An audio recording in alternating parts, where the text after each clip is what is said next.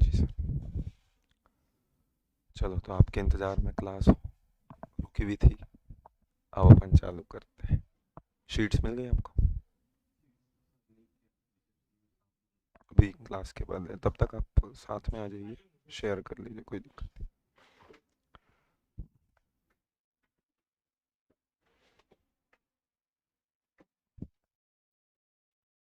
चलो, तो और एक और कौन रह गया आना?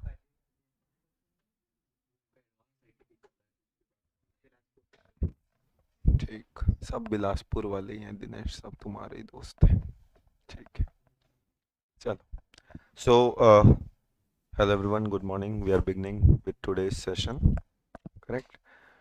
अपन सब ने मतलब एक मिनिमम से चालू करना है और उसको मैक्सिमम तक पहुंचाना है, ये आप जानते हैं। और क्लास की मोड अपनी जिस तरीके से चलेगी, क्योंकि अपन सब रहेंगे, तो आपस में डिस्कशन करके फुल फास्ट मोड में चलेगा अपना क्लास। अपन ने शुरुआत की थी with the topic supply. Supply में अभी तक जो अपन ने देखा, सबसे बारे में एक पूरा रिकैप अभी तक अपन ने जो देखा, तो अपन ने देखा था सप्लाई जो है एक टैक्सेबल इवेंट है जीएसटी का, यानी ये वो चीज़ है जो जब तक अगर नहीं हुई तो जीएसटी का कोई मतलब नहीं रह जाता। It's a taxable event under GST. तो वो सेक्शन 7 था। सेक्शन 7 सबसे मेन इंपॉर्टेंट सेक्शन है फॉर लेविबिलिटी ऑफ जीएसटी, क्योंकि 7 सबसे पहले क्या बोलता है वो जानना चाहिए। तो हमने उसका पहले ओवरऑल स्ट्रक्चर याद किया था। 7 में टोटल कितने सबसेक्शन थे? 4। 7.1, 7.1A, 7.2, 7.3, ये 4 सबसेक्शन थे जो अपन ने देखे थे। उसमें अपन ने 7.1 की शुरुआत की थी। 1 में सबसे मेन सेक्शन जो है उसके 4 क्लॉजेज है। 7 सबसेक्शन 1 का clause A, clause double A, B और सी। तो पहले ही अपने को आउटलाइन बाउंड्री जो है वो सप्लाई की पता होनी चाहिए कि ये पूरा सप्लाई होता है, करेक्ट? तो पूरा इस चैप्टर, इस पन्ने से बाहर अपन जाने नहीं वाले। ये चैप्टर एक ही पन्ने में अपना खत्म हो जाएगा। दिखने में इंस्टीट्यूट की बुक में आपको 100 पन्ने दिखेंगे, यहाँ इस बुक में आपको 50-60 पन्ने दिखेंगे, लेकिन एट लास्ट जब हमारा चैप्टर खत्म होगा ये एक पन्ने में खत्म होगा, करेक्ट? तो 7 सबसेक्शन 1 जो अपन ने चालू किया था, ये सबसे मेन सेक्शन है, यानी आप जानते हैं उसमें भी अपन अभी तक चल रहे हैं 7 सबसेक्शन 1 क्लॉज ए।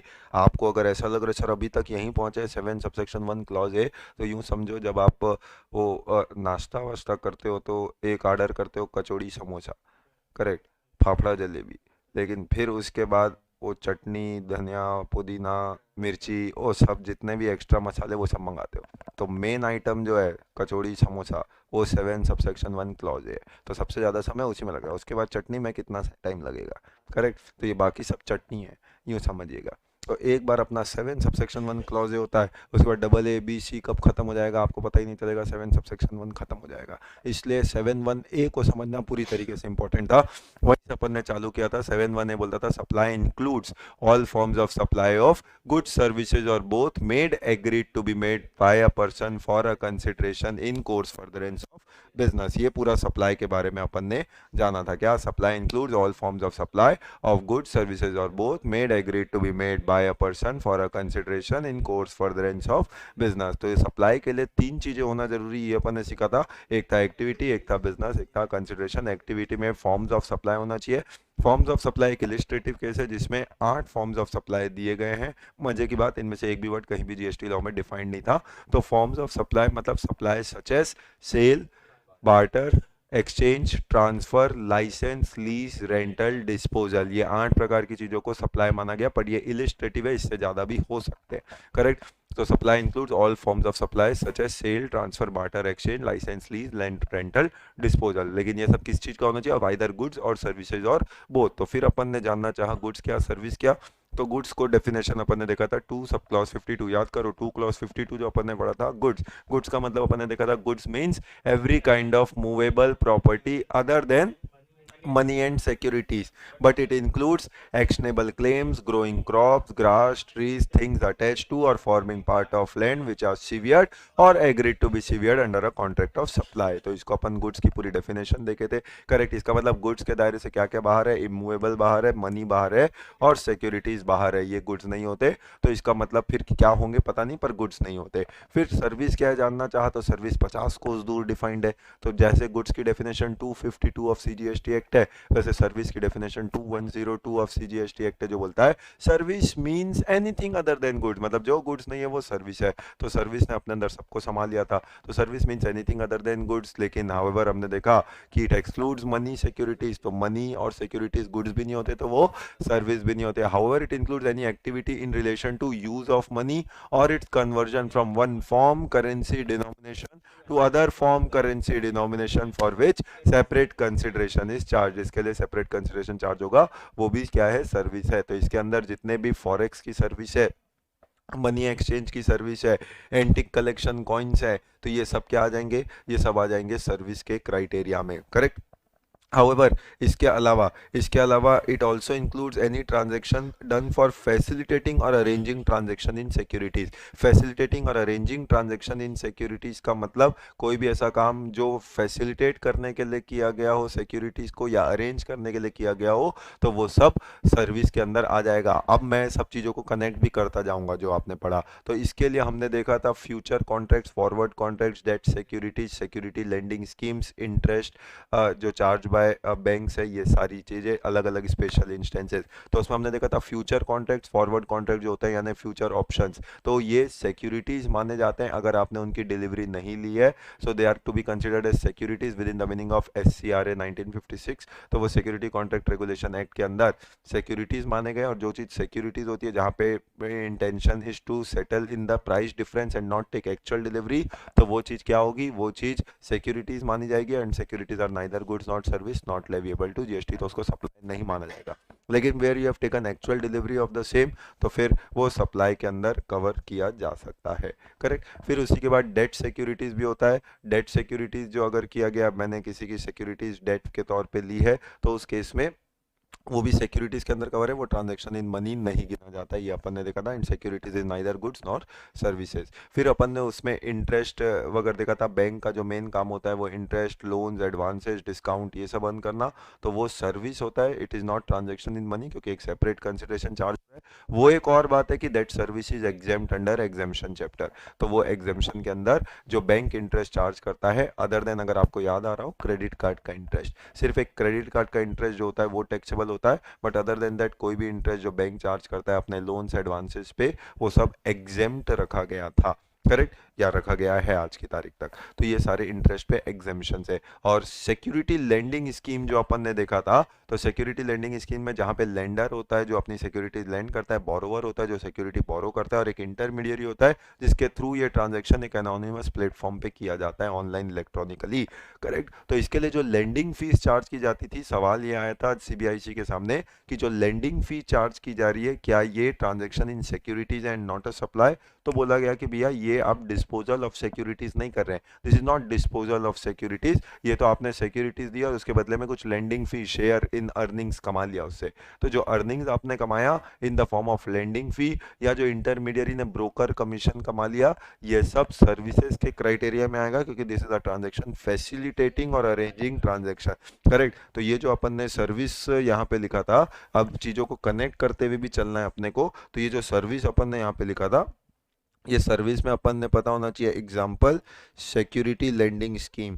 तो सिक्योरिटी लेंडिंग स्कीम जो गवर्नमेंट की है 1997, तो ये सब सर्विस होगी। और उसके लिए जो लेंडिंग फी जो चार्ज किया जाएगा, लेंडिंग फी, तो ये ट्रीटेड एज सर्विस होगा, करेक्ट। तो इसको सर्विस माना जाएगा, और सर्विस है तो लेविएबल टू GST माना जाएगा, तो ये सब सर्विस के अंदर टैक्सेबल हो जाएगा, ठीक। तो कुल मिला के एक्सक्लूड क्या है, जो ट्रांजेक्शन इन मनी है, purely in the form of money या purely in the form of securities, तो मैंने शेयर खरीदा बेचा, उस पर कोई भी GST नहीं लगेगा।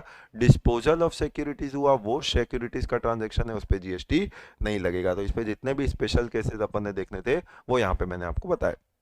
फिर उसके बाद इट इंक्लूड्स, यानी पहला पार्ट जो था activity, supply includes all forms of supply of goods services और बोथ, ये हमने पूरी तरीके से कर लिया, इसमें आपको अब 1% भी डाउट नहीं होना चाहिए, करेक्ट। तो supply includes all forms of supply of goods services और बोथ, वो फिर अपन ने देखा था ये सब कैसे होना चाहिए, फॉर अ कंसिडरेशन होना चाहिए। फॉर अ कंसिडरेशन की जब अपन बात करते हैं दोस्तों, तो कंसिडरेशन वर्ड भी डिफाइंड है एक्ट के सेक्शन 2 क्लॉज 31 में। कंसिडरेशन में कोई भी मनी वैल्यू रिसीव्ड यानी मॉनिटरी वैल्यू या एनी पेमेंट मेड और एग्रीड टू बी मेड, कोई भी पेमेंट मेड या एग्रीड टू बी मेड, ये या फिर monetary value of any act और forbearance to do an act, ये सब अगर रिसीव होता है इन फॉर सप्लाई और गुड्स और सर्विसेज और बोथ, तो ये सब क्या है, ये कंसिडरेशन माना जाता है। करेक्ट। तो एनी पेमेंट मेड और agreed to be made in money और अदरवाइज, अदरवाइज का मतलब काइंड में हो गया। करेक्ट। तो जो भी मनी या अदरवाइज में मिला गया for supply of goods services और बोथ, या any act done for a monetary value of any act or forbearance to do an act for supply of any goods services or both, तो ये दोनों को भी whether paid by the recipient or any other person, यानी वो पैसा consideration चाहे recipient से आ रहा हो चाहे किसी थर्ड पर्सन से आ रहा हो, उससे फर्क नहीं पड़ता, तो ये कंसिडरेशन माना जाएगा। यही बात आप कॉन्ट्रैक्ट एक्ट में भी सीखते थे फाउंडेशन लेवल पे कि प्रोमिसी से पैसा मिले या कोई अदर पर्सन, वो सब कंसिडरेशन माना जाता है।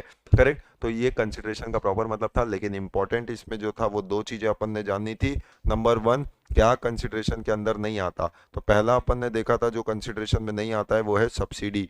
करेक्ट। तो कोई भी सब्सिडी होगी तो वो कंसिडरेशन के अंदर नहीं आएगी। करेक्ट। लेकिन वो सब्सिडी किसके द्वारा होनी चाहिए, सेंट्रल और स्टेट। तो मोदी जी या विष्णु जी के से सब्सिडी मिलेगी तो ही वो कंसिडरेशन का हिस्सा नहीं होगी। अगर मान लीजिए म्युनिसिपैलिटी ने दिया, लोकल अथॉरिटी ने, या किसी एनजीओ ने, सेक्शन 8 कंपनी ने, इनसे अगर आपको सब्सिडी मिल रहा है तो वो सब्सिडी, लेकिन वो कंसिडरेशन भी, और आगे चल के सीखोगे वो सप्लाई भी है, तो लेविएबल टू जीएसटी भी माना जाएगा।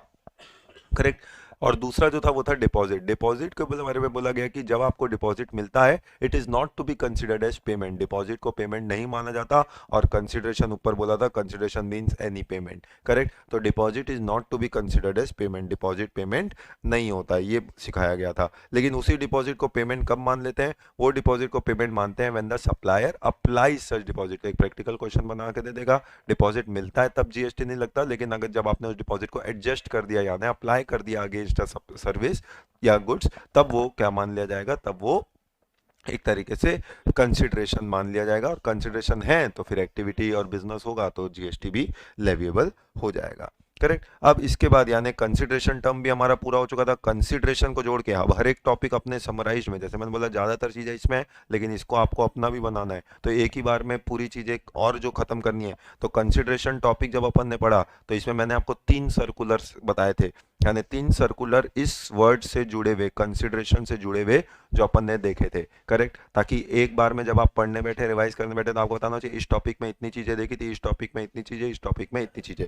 तो पहला सर्कुलर जो अपन ने देखा था वो डोनेशन को लेके था, जो चैरिटेबल इंस्टीट्यूशन के बारे में था, जिसमें हमने देखा था कि भैया चैरिटेबल इंस्टीट्यूशन को कोई भी डोनेशन अगर मिलता है, करेक्ट, जहां पे एक्ट ऑफ फिलेंथ्रॉफी के लिए सामने वाले का नाम बता दिया जाता है just to show gratitude towards the person, तो उसे कंसिडरेशन नहीं माना जाता है, क्योंकि it is not quid pro quo. और जब कंसिडरेशन ही नहीं है तो सप्लाई का सवाल ही नहीं उठता, जीएसटी इज नॉट लेविएबल। दूसरा अपन ने देखा था art work, art work send by artist to gallery. तो जो भी आर्ट वर्क आर्टिस्ट गैलरी को भेजता है, तो जब आर्टिस्ट गैलरी को भेजेगा तब वो सप्लाई नहीं है, वो सप्लाई कब बनेगा, when the actual customer comes for buying the painting. Correct. यानी आर्ट वर्क, तो तब वो सप्लाई माना जाता था। ये दूसरा क्लैरिफिकेशन था सीबीआईसी का। और तीसरा क्लैरिफिकेशन था अबाउट नो क्लेम बोनस। तो no claim bonus insurance company जो अक्सर अपने कस्टमर्स को देती है फॉर द पर्पस कि उसने जब पिछले साल इंश्योरेंस कराया था तो कोई हमसे क्लेम नहीं किया था, तो इस साल रिन्यूअल के टाइम हम उसको एक्स्ट्रा बोनस देंगे। तो ये नो क्लेम बोनस जो दिया जाता है, सवाल ये उठने लगा कि क्या it is an act of refraining. तो refraining act for act to do an act और refraining from an act, forbearance to do an act भी सप्लाई है और कंसिडरेशन है। तो क्या ये no claim bonus is an act of refraining, क्या आपने क्लेम नहीं किया तो एक सर्विस है जो कस्टमर इंश्योरेंस कंपनी को दे रहा है। तो इंश्योरेंस सर्कुलर ने बोला गया कि भैया ये कोई सर्विस नहीं है जो कस्टमर इंश्योरेंस कंपनी को दे रहा है, rather it is a kind of discount. तो यही चीज वैल्यू ऑफ सप्लाई पढ़ोगे वहां पे दोबारा आएगा, तो उस समय ध्यान रखना कि जब वैल्यू ऑफ सप्लाई निकालने जाएंगे 10,000 का प्रीमियम था, उसमें 4,000 नो क्लेम बोनस है, तो वैल्यू ऑफ सप्लाई आपका 6,000 ही रहेगा। ये 4,000 is a kind of discount which is given at the time of supply. तो ये सप्लाई के वक्त दिए जाने वाला डिस्काउंट हो जाएगा। तो ये 3 सर्कुलर आपने कंसिडरेशन पढ़ते वक्त पढ़े थे। इतनी चीजें अभी तक हमारी हो चुकी है, यानी हमारा एक्टिविटी हो चुका 7(1)(a) में, उसके बाद कंसिडरेशन क्या है वो हो चुका। अब बचता था बिजनेस, क्योंकि ये सब चीजें सप्लाई कब मानी जाएंगी, जब इनसे जुड़ा हुआ बिजनेस होगा। अदरवाइज आप सोचिए आपके पास एक मोबाइल है जिसका आप अपना इस्तेमाल करते हैं। अब आपने क्योंकि नया मोबाइल खरीदना था तो आपने अपने पुराने मोबाइल को बेच दिया। तो बेचा मतलब सेल किया, एक एक्टिविटी, बेचा तो कुछ पैसे भी मिल गए होंगे, तो कंसिडरेशन भी है। तो देखा जाए तो आपने भी सप्लाई कर दिया, क्या जीएसटी लग गया आप पे? Are you? एग्जैक्टली। तो इसलिए तीसरी चीज जो अपने को चेक करनी है for constituting a supply is business. यहाँ पे हमारा काम मोबाइल बेचने का नहीं है, ये हमारी पर्सनल एसेट थी। जैसे आप कैपिटल गेन में पढ़ते हैं, कैपिटल एसेट को बेचो तो कैपिटल गेन लगता है, लेकिन capital asset also excludes personal assets. तो पर्सनल मूवेबल एसेट को कैपिटल माना गया था। ठीक उसी प्रकार से ये भी वही लॉजिक है कि बिजनेस एसेट्स को आप बेचते हैं, एक्टिविटी और कंसिडरेशन होता है तो सप्लाई है, जीएसटी लगेगा, otherwise it is not leviable to GST. तो इसलिए अब बिजनेस क्या होता है उसको समझना था। तो बिजनेस क्या होता है उसको डिफाइन किया गया सेक्शन 2 क्लॉज 17 में। अब बिजनेस को जो डिफाइन किया गया 2 क्लॉज 17 में, तो 9 चीजों को बिजनेस माना गया। अब बिजनेस को बताने का बड़ा सिंपल तरीका था, किस तरीके से बिजनेस को बताया गया। तो बिजनेस में कुछ एक्टिविटीज ऐसी है जो अगर आपने किया तो उसको बोलेंगे बिजनेस माना जाएगा, यानी जनरल डेफिनेशन ऑफ बिजनेस। लेकिन कुछ चीजें ऐसी है जो आपने किया तो उसे बिजनेस ही ट्रीट किया जाएगा। जैसे मैंने आपको एग्जांपल दिया था पीजीवीपी हेड। तो पीजीवीपी हेड में कैसी इनकम जाती है, इनकम टैक्स में आपने देखा होगा दो तरीके, एक होता है जनरल चार्जेबिलिटी, एक होता है स्पेसिफिक चार्जेबिलिटी। तो कुछ इनकम ऐसी है जो जनरली पीजीवीपी हेड में टैक्सेबल होगी, any profit gain arising from any business profession carried on by assessee during the previous year. तो ये 28 में पीजीवीपी में टैक्सेबल हो गया। लेकिन कुछ ट्रांजेक्शन ऐसे थे जो अगर आपने किया तो स्पेसिफिकली टैक्सेबल अंडर पीजीवीपी है, करेक्ट। तो कोई भी परक्यूजिट मिला बिजनेस को तो specifically taxable under PGBP. Interest, salary, bonus, commission मिला पार्टनर को from a firm, it is specifically taxable under PGBP. तो ये ड्यूटी, ड्रॉबैक्स, ये सब आपने 28 में कभी देखा होगा, याद आ रहा होगा अगर कुछ कुछ बातें आपको। तो ये सब स्पेसिफिक चार्जेबिलिटी है। ठीक उसी प्रकार से यहाँ पे भी जब हम बात करते हैं तो बिजनेस क्या होता है उसकी एक elaborative definition under 217 of the GST law, जिसमें क्या बोला गया, बिजनेस क्या, कोई भी trade, commerce, manufacture, profession, vocation. ये सबसे सिंपलेस्ट चीज जो बिजनेस है वो क्या है, कोई भी ट्रेड, प्रोफेशन, वोकेशन आप करते हैं तो ये सब क्या, ये सब बिजनेस है, ये सबको बिजनेस माना गया। Any trade, commerce, manufacture, profession, vocation, तो ये सब बिजनेस है। This is the most common. इसके अलावा कोई भी एक्टिविटी विच इज इंसिडेंटल और ancillary to the one given above, तो एनी एक्टिविटी इंसिडेंटल और इंशिलरी टू इट, ये भी बिजनेस है। इसका मैंने आपको एक एग्जांपल दिया था, बालाजी के लड्डू, करेक्ट। तो जो ऐसे पॉइंट ऑफ टाइम पे वो भले ही इंसिडेंटल है, सेल हो रहा है, लेकिन वहां पे it is not incidental to my main business, मेरा मेन बिजनेस कोई था ही नहीं वहां, तो चैरिटी या वो टेम्पल रिलीजियस एक्टिविटी है।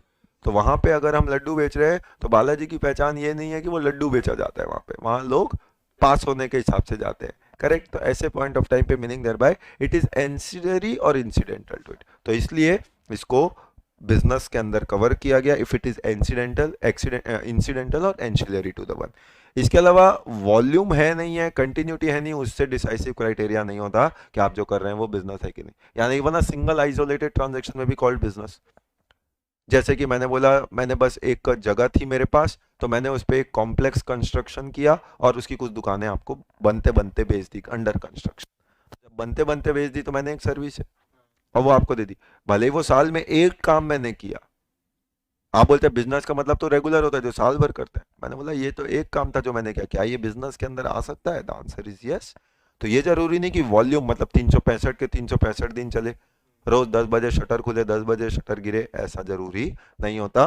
तो वॉल्यूम यानी ये दोनों इसी से रिलेटेड है, जो एक्टिविटी आप कर रहे हैं वो आपके मेन कोर्स और ट्रेड, कॉमर्स, प्रोफेशन उससे मैच खानी चाहिए।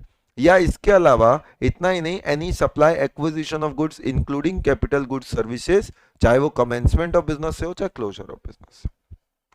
अब मजे की बात है कि मैंने अभी बिजनेस चालू करना है, अभी सोचे मैंने बिजनेस चालू नहीं किया, मैं बिजनेस चालू करना चाहता, तो चालू करने से पहले भी तो मुझे कुछ तैयारी करनी पड़ती है कि सीधा ऐसे ही बिजनेस चालू हो गया।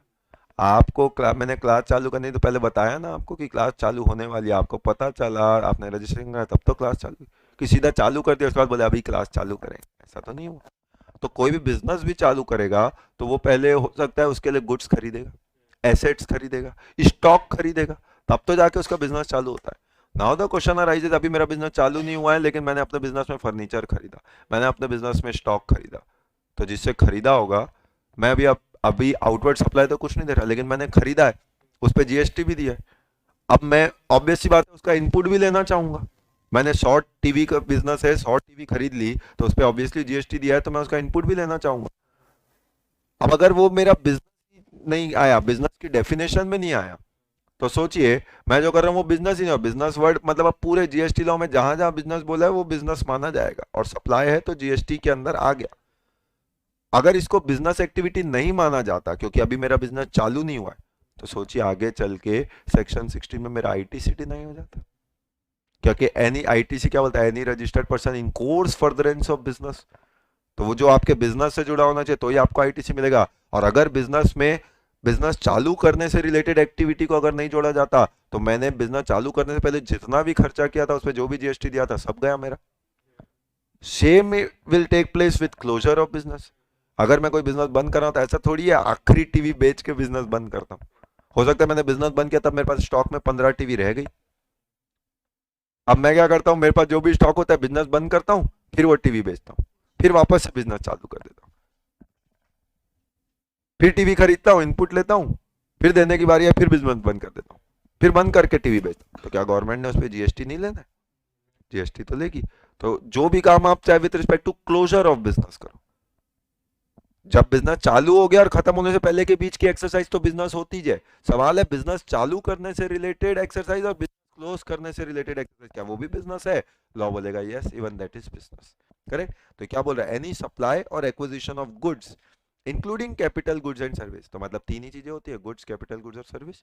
तो ये तीनों चीजें जो आपने ली गई है, सप्लाई किया, एक्विजिशन किया, चाहे वो कमेंसमेंट को लेके हो चाहे क्लोजर को लेके हो, ये सब बिजनेस है। तो बिजनेस क्या है? कोई भी trade, commerce, manufacture, profession, vocation business है। कोई भी activity incidental, ancillary to it is business. Frequency में हो रहा है, वॉल्यूम में हो रहा है, नहीं हो रहा है तो भी वो बिजनेस है। कोई भी supply, acquisition of goods, capital goods, services in relation to commencement of business और क्लोजर ऑफ बिजनेस भी बिजनेस है। तो ये क्या, ये तो आपको जनरली बता रहा है क्या बिजनेस है। दिस इज जनरल कि ये सब बिजनेस होता है। अब कुछ स्पेसिफिक बातें इसके बाद जो वो है वो बोली जा रही है। यानी ये चार जनरल बातें थी। चार कौन कौन सी बातें? एक, दो, तीन, और ये तो एक ही पॉइंट है, चार। तो ये चार चीजों को जनरल बिजनेस माना गया। जनरल बिजनेस के बाद अब बात करते हैं कुछ स्पेशल बिजनेस की। स्पेशल बिजनेस मतलब अगर आपने ये काम किया तो गवर्नमेंट बोलती है भैया ये भी बिजनेस ही मानेंगे हम। जीएसटी पर्पस के लिए इसको आपकी बिजनेस एक्टिविटी माना जाएगा। This is specific. मतलब इसमें आप ये साबित मत करना कि सर ये तो हम वन ऑफ एक्टिविटी किए थे, ये तो ऐसे ही कर लिए थे, this is not our business, हमारा मेन काम तो ये है ही नहीं। गवर्नमेंट बोलेगी दिस इज बिजनेस। तो अब ये कौन कौन सी चीजें हैं जो बिजनेस है? करेक्ट। तो सबसे पहला, provision of facilities by club association to its members for consideration. तो क्लब एसोसिएशन अपने मेंबर्स को कोई भी सर्विस देता है फॉर अ कंसिडरेशन। तो ऐसे कई क्लब्स होते हैं जो अपने मेंबर्स को फैसिलिटी देते हैं। तो ऐसे जितने भी क्लब्स, हाउसिंग सोसाइटीज अपने मेंबर्स को जो भी फैसिलिटीज देंगे, तो ये सब क्या, ये सब भी एक तरीके से बिजनेस माना गया। और खास तौर पे अब तो 71AA भी आ गया, इंसर्ट कर दिया गया सप्लाई में। This is for double A आया, मतलब बाद में इंसर्ट किया गया, पहले तो था नहीं, पहले 71ABC था। अब डबल ए जो आया उसमें बेसिकली बोला क्या गया। अब उसमें बेसिक सी बात इतनी सी थी। आज मान लीजिए ऐसे क्लब्स होते हैं, क्लब्स, सोसाइटी, एओपीज, ये जितने भी एसोसिएशंस होते हैं, अब ये सब क्या करते हैं, यानी ये सब अदर देन इंडिविजुअल है। अब ये इधर इनके मेंबर्स होते हैं। ये सब कौन है? इसके मेंबर्स। अब कई बार क्लब, सोसाइटी, एसोसिएशन अपने मेंबर्स को कभी गुड्स देता है, कभी सर्विसेज देता है, and so on. So there are various goods and services supplied by club, society, AOP to its members for a consideration. For consideration. कि ठीक है भैया हमारा एक जिम है, आप इसके मेंबर बन जाओ, इतना सब्सक्रिप्शन चार्जेस दो, फिर जिम की सर्विस यूज करो। ये हमारा लाफ्टर क्लब है, आ जाओ बिना मतलब के हंसो, उसके लिए इतना सब्सक्रिप्शन चार्जेस। कई सोसाइटीज में ऐसा होता है। करेक्ट। तो ऐसे ये हेल्थ फिटनेस क्लब है। तो ऐसे जितनी भी चीजें होती है, ये योगा क्लब है। तो ऐसा कुल मिला के जो भी काम किया, अभी टैक्स लगेगा नहीं लगेगा वो बात नहीं, अभी मकसद है सप्लाई है कि नहीं। करेक्ट। तो क्लब, सोसाइटी, एओपी अपने मेंबर्स को जो भी गुड्स दे, जो भी सर्विस दे, देखा जाए तो क्लब अपने मेंबर्स को दे रहा है, सोसाइटी अपने मेंबर्स को दे रही है, तो ये बिजनेस थोड़ी है उनका। लेकिन लॉ में बोल दिया भैया ये भी बिजनेस मानेंगे, दिस इज योर बिजनेस, आप पैसा ले रहे हो उनसे और बिजनेस है तो सप्लाई हो सकता है।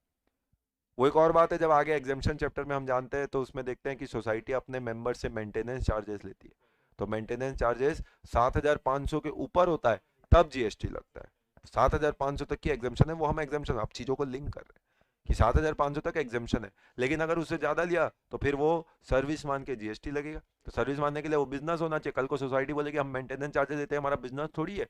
217 बोलता है ये बिजनेस है। करेक्ट। तो बिजनेस क्या, कोई भी चीज, कोई भी provision of facilities by club association etcetera to its member for consideration, for consideration. इसका मतलब अगर सोसाइटी मेंबर को यही चीज फ्री ऑफ कॉस्ट दे रही है फिर तो कंसिडरेशन ही नहीं है। और कंसिडरेशन नहीं है तो फिर मतलब ही क्या, फिर तो बिजनेस से बाहर है। तो पैसे लेके अगर कोई काम करोगे तो ये बिजनेस के अंदर माना जाएगा। तो ये स्पेसिफिकली कवर्ड है under the definition of business. Number two, admission for consideration to any premises. कई बार कई प्रीमाइसेस में एडमिशन के लिए कुछ पैसे लिए जाते हैं, जैसे कि अभी एक सर्कस लगने वाला है, अभी आपने वो सर्कस देखना है तो आपने एक टिकट खरीदी, और वो प्रीमाइसेस में एंटर करने के लिए आपने एंट्री टिकट खरीदी। हमने देखा था लैंड बिल्डिंग गुड्स नहीं है, सर्विस नहीं है, जीएसटी नहीं लगता, लेकिन मैंने लैंड बिल्डिंग थोड़ी खरीदा, मैंने वो प्रीमाइसेस में एंटर करने के लिए टिकट खरीदी है। अब वो जो टिकट खरीदी वो सोचो साल में वो सर्कस जो है 10 दिन लगेगा छत्तीसगढ़ में। अब 10 दिन सर्कस लग रहा है, उसके लिए टिकट बेची गई। अब बोलते भैया बिजनेस तो उसको बोलता है जो साल भर चलता होगा, ये तो हम 10 दिन के लिए आए थे ऐसे ही टिकट बेच दिए, तो क्या ये बिजनेस नहीं माना जाएगा? लॉ बोलता है स्पेसिफिकली इट इज बिजनेस। तो कोई भी एडमिशन टिकट, एंट्री टिकट, चाहे वो सर्कस हो, एंटरटेनमेंट हो, पार्क हो, जोन हो, मूवी हो, तो ये सब जो भी है ये बिजनेस के अंदर स्पेसिफिकली कवर्ड है। तो एडमिशन का मतलब ये होता है एंट्री टिकट। एंट्री टिकट, हालांकि इसमें भी हमने देखा है कई ऐसे चीजें हैं जहां पे एंट्री टिकट का पैसा अगर 500 रुपए तक होता है तो एग्जेम्पशन अवेलेबल होती है। करेक्ट। ये सारी बातें एग्जेम्पशन चैप्टर में डिटेल में आएंगी तो उसकी चिंता ना करें। बट ये रिकॉल, हम चीजों को कनेक्ट करना भी सीखना है हमको कि एंट्री टिकट कई बार 500 रुपए तक, जैसे अपन ने देखा था क्लब एसोसिएशन वाला था, तो वो एक तरीके से क्लब एसोसिएशन वाले केस में 7500 तक का होता था तो एग्जेम्पशन थी। करेक्ट। 7500 के ऊपर होता तो ही टैक्सेबल होता। वैसे यहाँ पे क्या होगा, यहाँ पे भी एंट्री टिकट कुछ ऐसी जगहों पे एंट्री टिकट 500 रुपए तक रहती है तो एग्जाम्प्ट है, उसके ऊपर होती है तो टैक्सेबल होती है। पर वो सब तो बात की बात है, पहले बिजनेस है कि नहीं, द आंसर इज यस, ये बिजनेस माना जाएगा। ठीक। फिर उसके बाद service as a holder of office. देखिए ये सब स्पेसिफिक एक एक इंस्टेंसेस को कवर कर रहा है, ये जनरल बात नहीं कर रहा। जनरल जो देखना था वो कर लिया कि जो भी ट्रेड कॉमर्स मैन्युफैक्चर करोगे सब बिजनेस है। तो service as a holder of office, एक एक पॉइंट को समझना है। अक्सर पहले के लेवल में आप ये डेफिनेशन को इतना डिटेल इलेबरेशन में नहीं समझते थे। करेक्ट। लेकिन फाइनल लेवल में तो इसके बाद कुछ बचा नहीं, तो हर चीज का एक एक्सपर्ट अंडरस्टैंडिंग आपके पास होना जरूरी है। तो service as a holder of office, तो service as a holder of office की जब हम बात करते हैं तो जो भी accepted in course furtherance of trade profession. Service of a holder of office मतलब कई बार आपको कोई पोस्ट दे दी जाती है, कोई ऑफिस में आप कोई पोस्ट होल्ड करते हैं। करेक्ट। तो अगर आपको उससे रिलेटेड कोई सर्विस आप दे रहे हैं उस कंपनी में, करेक्ट, तो वो भी एक तरीके की सप्लाई है। जैसे डायरेक्टर, तो एक पोस्ट दे दिया गया, की managerial personal, CEO, CFO, other than salary. अगर सैलरी होता तो वो आगे चल के हम सीखेंगे शेड्यूल 3 आइटम बन जाएगा। तो वो ना सप्लाई ऑफ गुड्स है ना सर्विस है, salary outside the scope of GST है। लेकिन उसके अलावा कोई सर्विस परक्यूजिट नेचर का अगर आ जाता है तो ये सब क्या, ये सब बिजनेस है। तो अगर सर्विस आप दे रहे हैं कोई as a holder of office, कोई ऑफिस होल्ड कर रहे हैं आप, उसकी सर्विसेज दे रहे हैं, तो ये सब बिजनेस के अंदर कवर्ड है। Activities of race club, race club से जुड़ा हुआ, अब इंडिया में तो उतना फेमस नहीं है, बाहर की कंट्रीज में आप देखते हैं रेस क्लब, ये पूरा ये तो बिजनेस के तौर पे ही चलाया जाता है। तो अब रेस क्लब हुआ, उसमें बैटिंग हुई, उसमें आपने बोली लगाई, दाम जीता, जो घोड़ा जीता वो प्राइज मनी डिस्ट्रीब्यूट हुआ, जो वो बिजनेस कर रहा था उसने भी कमाया, जिसने पैसा लगाया उसने भी कमाया। ये सब क्या, एवरीथिंग इज बिजनेस। तो जो भी सर्विस ऑफ रेस क्लब है, इंक्लूडिंग टोटलाइजेटर या लाइसेंस टू बुक मेकर या activities of licence bookmaker in such club, कुल मिला के हॉर्स रेस से जुड़ी हुई जितनी भी चीजें या रेस क्लब से जुड़ी हुई जितनी भी चीजें हैं, ये सब बिजनेस। तो आप ये मत बोले ये तो सर गेम है, ये तो लोग एंटरटेनमेंट के लिए आए थे, इसे भी बिजनेस माना जाता है। Correct. Last but not the least, government को भी नहीं छोड़ा। इसका मतलब सेंट्रल गवर्नमेंट, स्टेट गवर्नमेंट या लोकल अथॉरिटी कोई भी काम करती है एज अ पब्लिक अथॉरिटी, जो भी काम उन्होंने पब्लिक अथॉरिटी के तौर पे किया है, इवन वो भी बिजनेस माना जाएगा, जबकि गवर्नमेंट का काम बिजनेस करना नहीं होता। लेकिन जीएसटी में एक ही चीज से मतलब है, पैसा लिया जीएसटी दो। तो अपने को भी नहीं छोड़ा इन्होंने, लॉ बनाने वालों ने। कि गवर्नमेंट लोकल अथॉरिटीज कोई भी एक्टिविटी कर रही है as public authorities, as public authorities, तो वो भी बिजनेस होगा। जैसे कि फॉर एग्जांपल आज मान लीजिए आपने कोई भी इधर डेवलपमेंट करना है, तो आज हर शहर में डेवलपमेंट के लिए ऐसी अथॉरिटीज होती है। जैसे रायपुर में बात करें आरडीए, तो we have Raipur development authority, government का ही बच्चा समझो। अब आज ऐसी जितनी भी जगह है वो सब पुराने जमाने में सब गवर्नमेंट की होती थी। अब वो धीरे धीरे लीज होल्ड होता था, अब उसको फ्री होल्ड किया। तो फ्री होल्ड करने के लिए गवर्नमेंट बोलती है ठीक है हम आपसे कुछ चार्जेस लेंगे, और उसके बाद वो प्रॉपर्टी पूरी आपकी। अभी तो ऐसा है हमारी है, आप किराए पे लिए हुए, पर अब हम वो राइट आपको दे रहे हैं कि वो प्रॉपर्टीज आपकी। अब वो जब प्रॉपर्टीज आपको दी जा रही है तो उसके लिए कुछ कन्वर्जन चार्जेस लिया जाएगा गवर्नमेंट के द्वारा। अब ये जो गवर्नमेंट के द्वारा कन्वर्जन चार्जेस लिया जाएगा, सवाल है क्या वो सप्लायर, क्या उस पर जीएसटी लगेगा? क्या ये गवर्नमेंट का बिजनेस माना जाएगा? The answer is yes. कोई भी government local authority as public authority काम करोगे तो इवन उस पे भी वो जो सर्व कन्वर्जन चार्जेस लेंगे 1 लाख रुपए फॉर एग्जांपल, तो केवल 1 लाख नहीं लेंगे, वो 1 लाख पे जीएसटी भी लेंगे, क्योंकि वो भी एक बिजनेस माना जाएगा। आप पोस्ट करते हैं इंडियन पोस्ट, इंडियन पोस्ट, तो आपने पोस्ट करी, गवर्नमेंट वो भी तो एक सर्विस दे रही है, पोस्टल सर्विस, तो क्या उस पर जीएसटी नहीं लगता? उस पर भी जीएसटी लगेगा। तो कोई भी काम गवर्नमेंट या लोकल अथॉरिटी करती है एज अ पब्लिक अथॉरिटी तो वो भी बिजनेस है। हाउएवर हम जानते हैं ज्यादातर गवर्नमेंट की सर्विसेज एग्जेम्प्ट होती है, तो अगर एग्जेम्प्ट है तो मैटर खत्म, लेकिन बिजनेस है ये पता होना चाहिए। इस चैप्टर का लॉजिक ये पता करना नहीं है कि टैक्स लगेगा कि नहीं, टैक्स लगेगा नहीं लगेगा इस बात पे डिपेंड करता है सर्विस टैक्सेबल है कि एग्जेम्प्ट है। लेकिन पहले हवेली में तो आओ, सप्लाई तो बनो, बिजनेस तो बनो, एक बार वो होगा फिर चेक करेंगे आगे क्या करना है। जैसे इनकम टैक्स में पहले पर्सन बनो, टैक्स लगेगा नहीं लगेगा बात की बात है, बट पर्सन ही नहीं बने तो फिर तो टैक्स की बात ही नहीं आती, इसलिए पहले पर्सन बनाया जाता है। फिर वैसे यहाँ पे भी क्या है, पहले आप एक्टिविटी बिजनेस कंसिडरेशन में आ जाओ, सप्लाई हो गया उसके बाद अपन चेक करेंगे कि वो ट्रांजेक्शन पे जीएसटी लगना है नहीं लगना है। ठीक बात है, क्लियर हो गया? तो यानी ये जो 5 है, this is number 5, number 6, number 7, number 8, number 9, ये 9 चीजें बिजनेस की डेफिनेशन में। अगर कॉम्प्रिहेंसिव कोई डेफिनेशन आए या इंडिपेंडेंट किसी पॉइंट पे सवाल आ जाए तो अब हम सारे पॉइंट का जवाब देने के लायक बन गए। तो ये 9 चीजों को बिजनेस माना गया।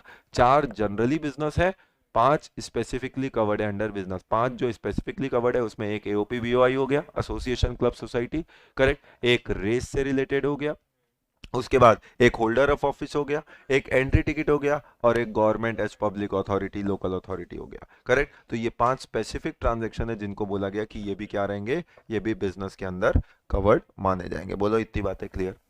करेक्ट। अब ये एक एक चीज को समझाने के लिए छोटे छोटे से एग्जाम्पल दिए हुए हैं, ऐसे ही एग्जाम्पल आपके एग्जाम में सवाल भी बनते हैं।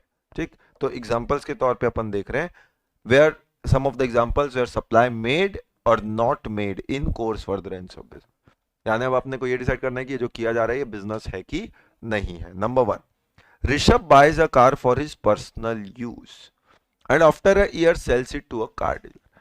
तो मैंने एक कार खरीदी थी, वो मेरे पर्सनल यूज के लिए थी, और वो कार खरीदने के बाद 5-6 साल मैंने चलाया, फिर वो कार मैंने किसी कार वाले को बेच दी जिसका काम ही कार का है।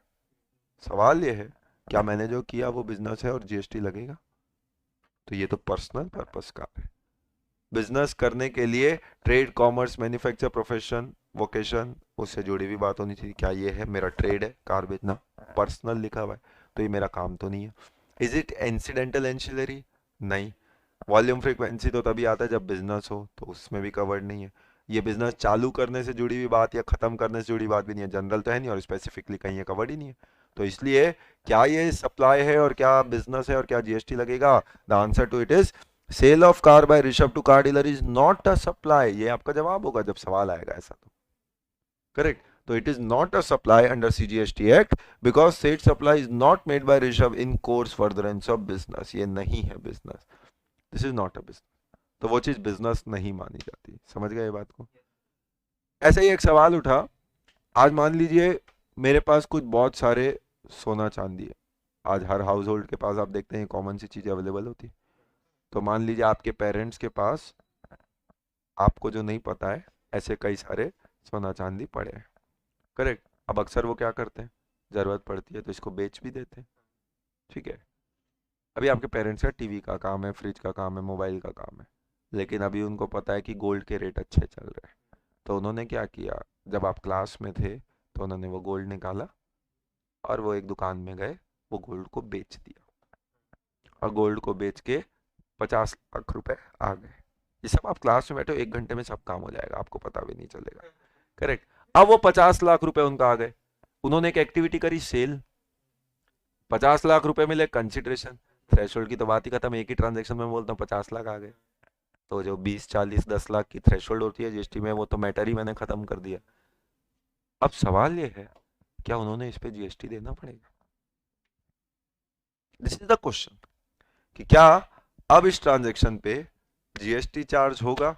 और क्या पेरेंट्स ने, आप तो जीएसटी की क्लास ले रहे हो, वो उधर प्रैक्टिकल फंस गए कि क्या जीएसटी उनको देना पड़ेगा इसमें कि नहीं। ये सवाल गवर्नमेंट के पास गया कि भैया लोग अपनी पर्सनल ज्वेलरी, पर्सनल गोल्ड बेचते हैं, पर आप इनकम टैक्स में पढ़ते हो capital asset excludes personal movable, लेकिन पर्सनल मूवेबल में भी तो एक्सेप्शंस है, jewelleries, archaeological collection, drawing, painting, sculpture, work of art. अब सवाल है, ज्वेलरी है, गोल्ड, क्या ये इसमें भी एक्सक्लूड है? और क्या इस ट्रांजेक्शन पे जीएसटी लग जाएगा? तो अब गवर्नमेंट ने क्लैरिफाई किया कि भैया ये पर्सनल है। अगर बिजनेस होता तब तो कोई मैटर ही नहीं था, जीएसटी लगता। यहां पे जब आप पर्सनल काम कर रहे हैं तो personal activity is not business. तो सीबीआईसी का क्लैरिफिकेशन आया कि अगर कोई व्यक्ति अपनी पर्सनल ज्वेलरी ले जाके किसी ज्वेलर को बेचेगा, ज्वेलर का काम है ज्वेलरी का, लेकिन मेरा तो काम नहीं है, आपके पेरेंट्स का काम ज्वेलरी का नहीं था, तो उन्होंने उस ट्रांजेक्शन पे जीएसटी नहीं देना है। जैसे मैंने अपनी पर्सनल कार बेची थी, उन्होंने पर्सनल ज्वेलरी बेच दी। करेक्ट। तो ऐसे केस में Manikarnika sold her old gold bangles and earrings to Abhushan jewellers. तो अब ऐसे इंस्टेंसेस में sale of old gold jewellery by individual to jeweller will not constitute supply. ये भी सप्लाई नहीं है, it will not constitute supply, क्योंकि same can not be said in course furtherance of business, उसे बिजनेस नहीं माना जा सकता। तो ये क्लैरिफिकेशन भी आया था, ये एग्जाम में सवाल बन के भी आ जाएगा। करेक्ट। अगला example, Sundaram Acharya famous actor paint some paintings and sells them. तो एक एक्टर है, वो पेंटिंग बनाता है और उसको बेचता है।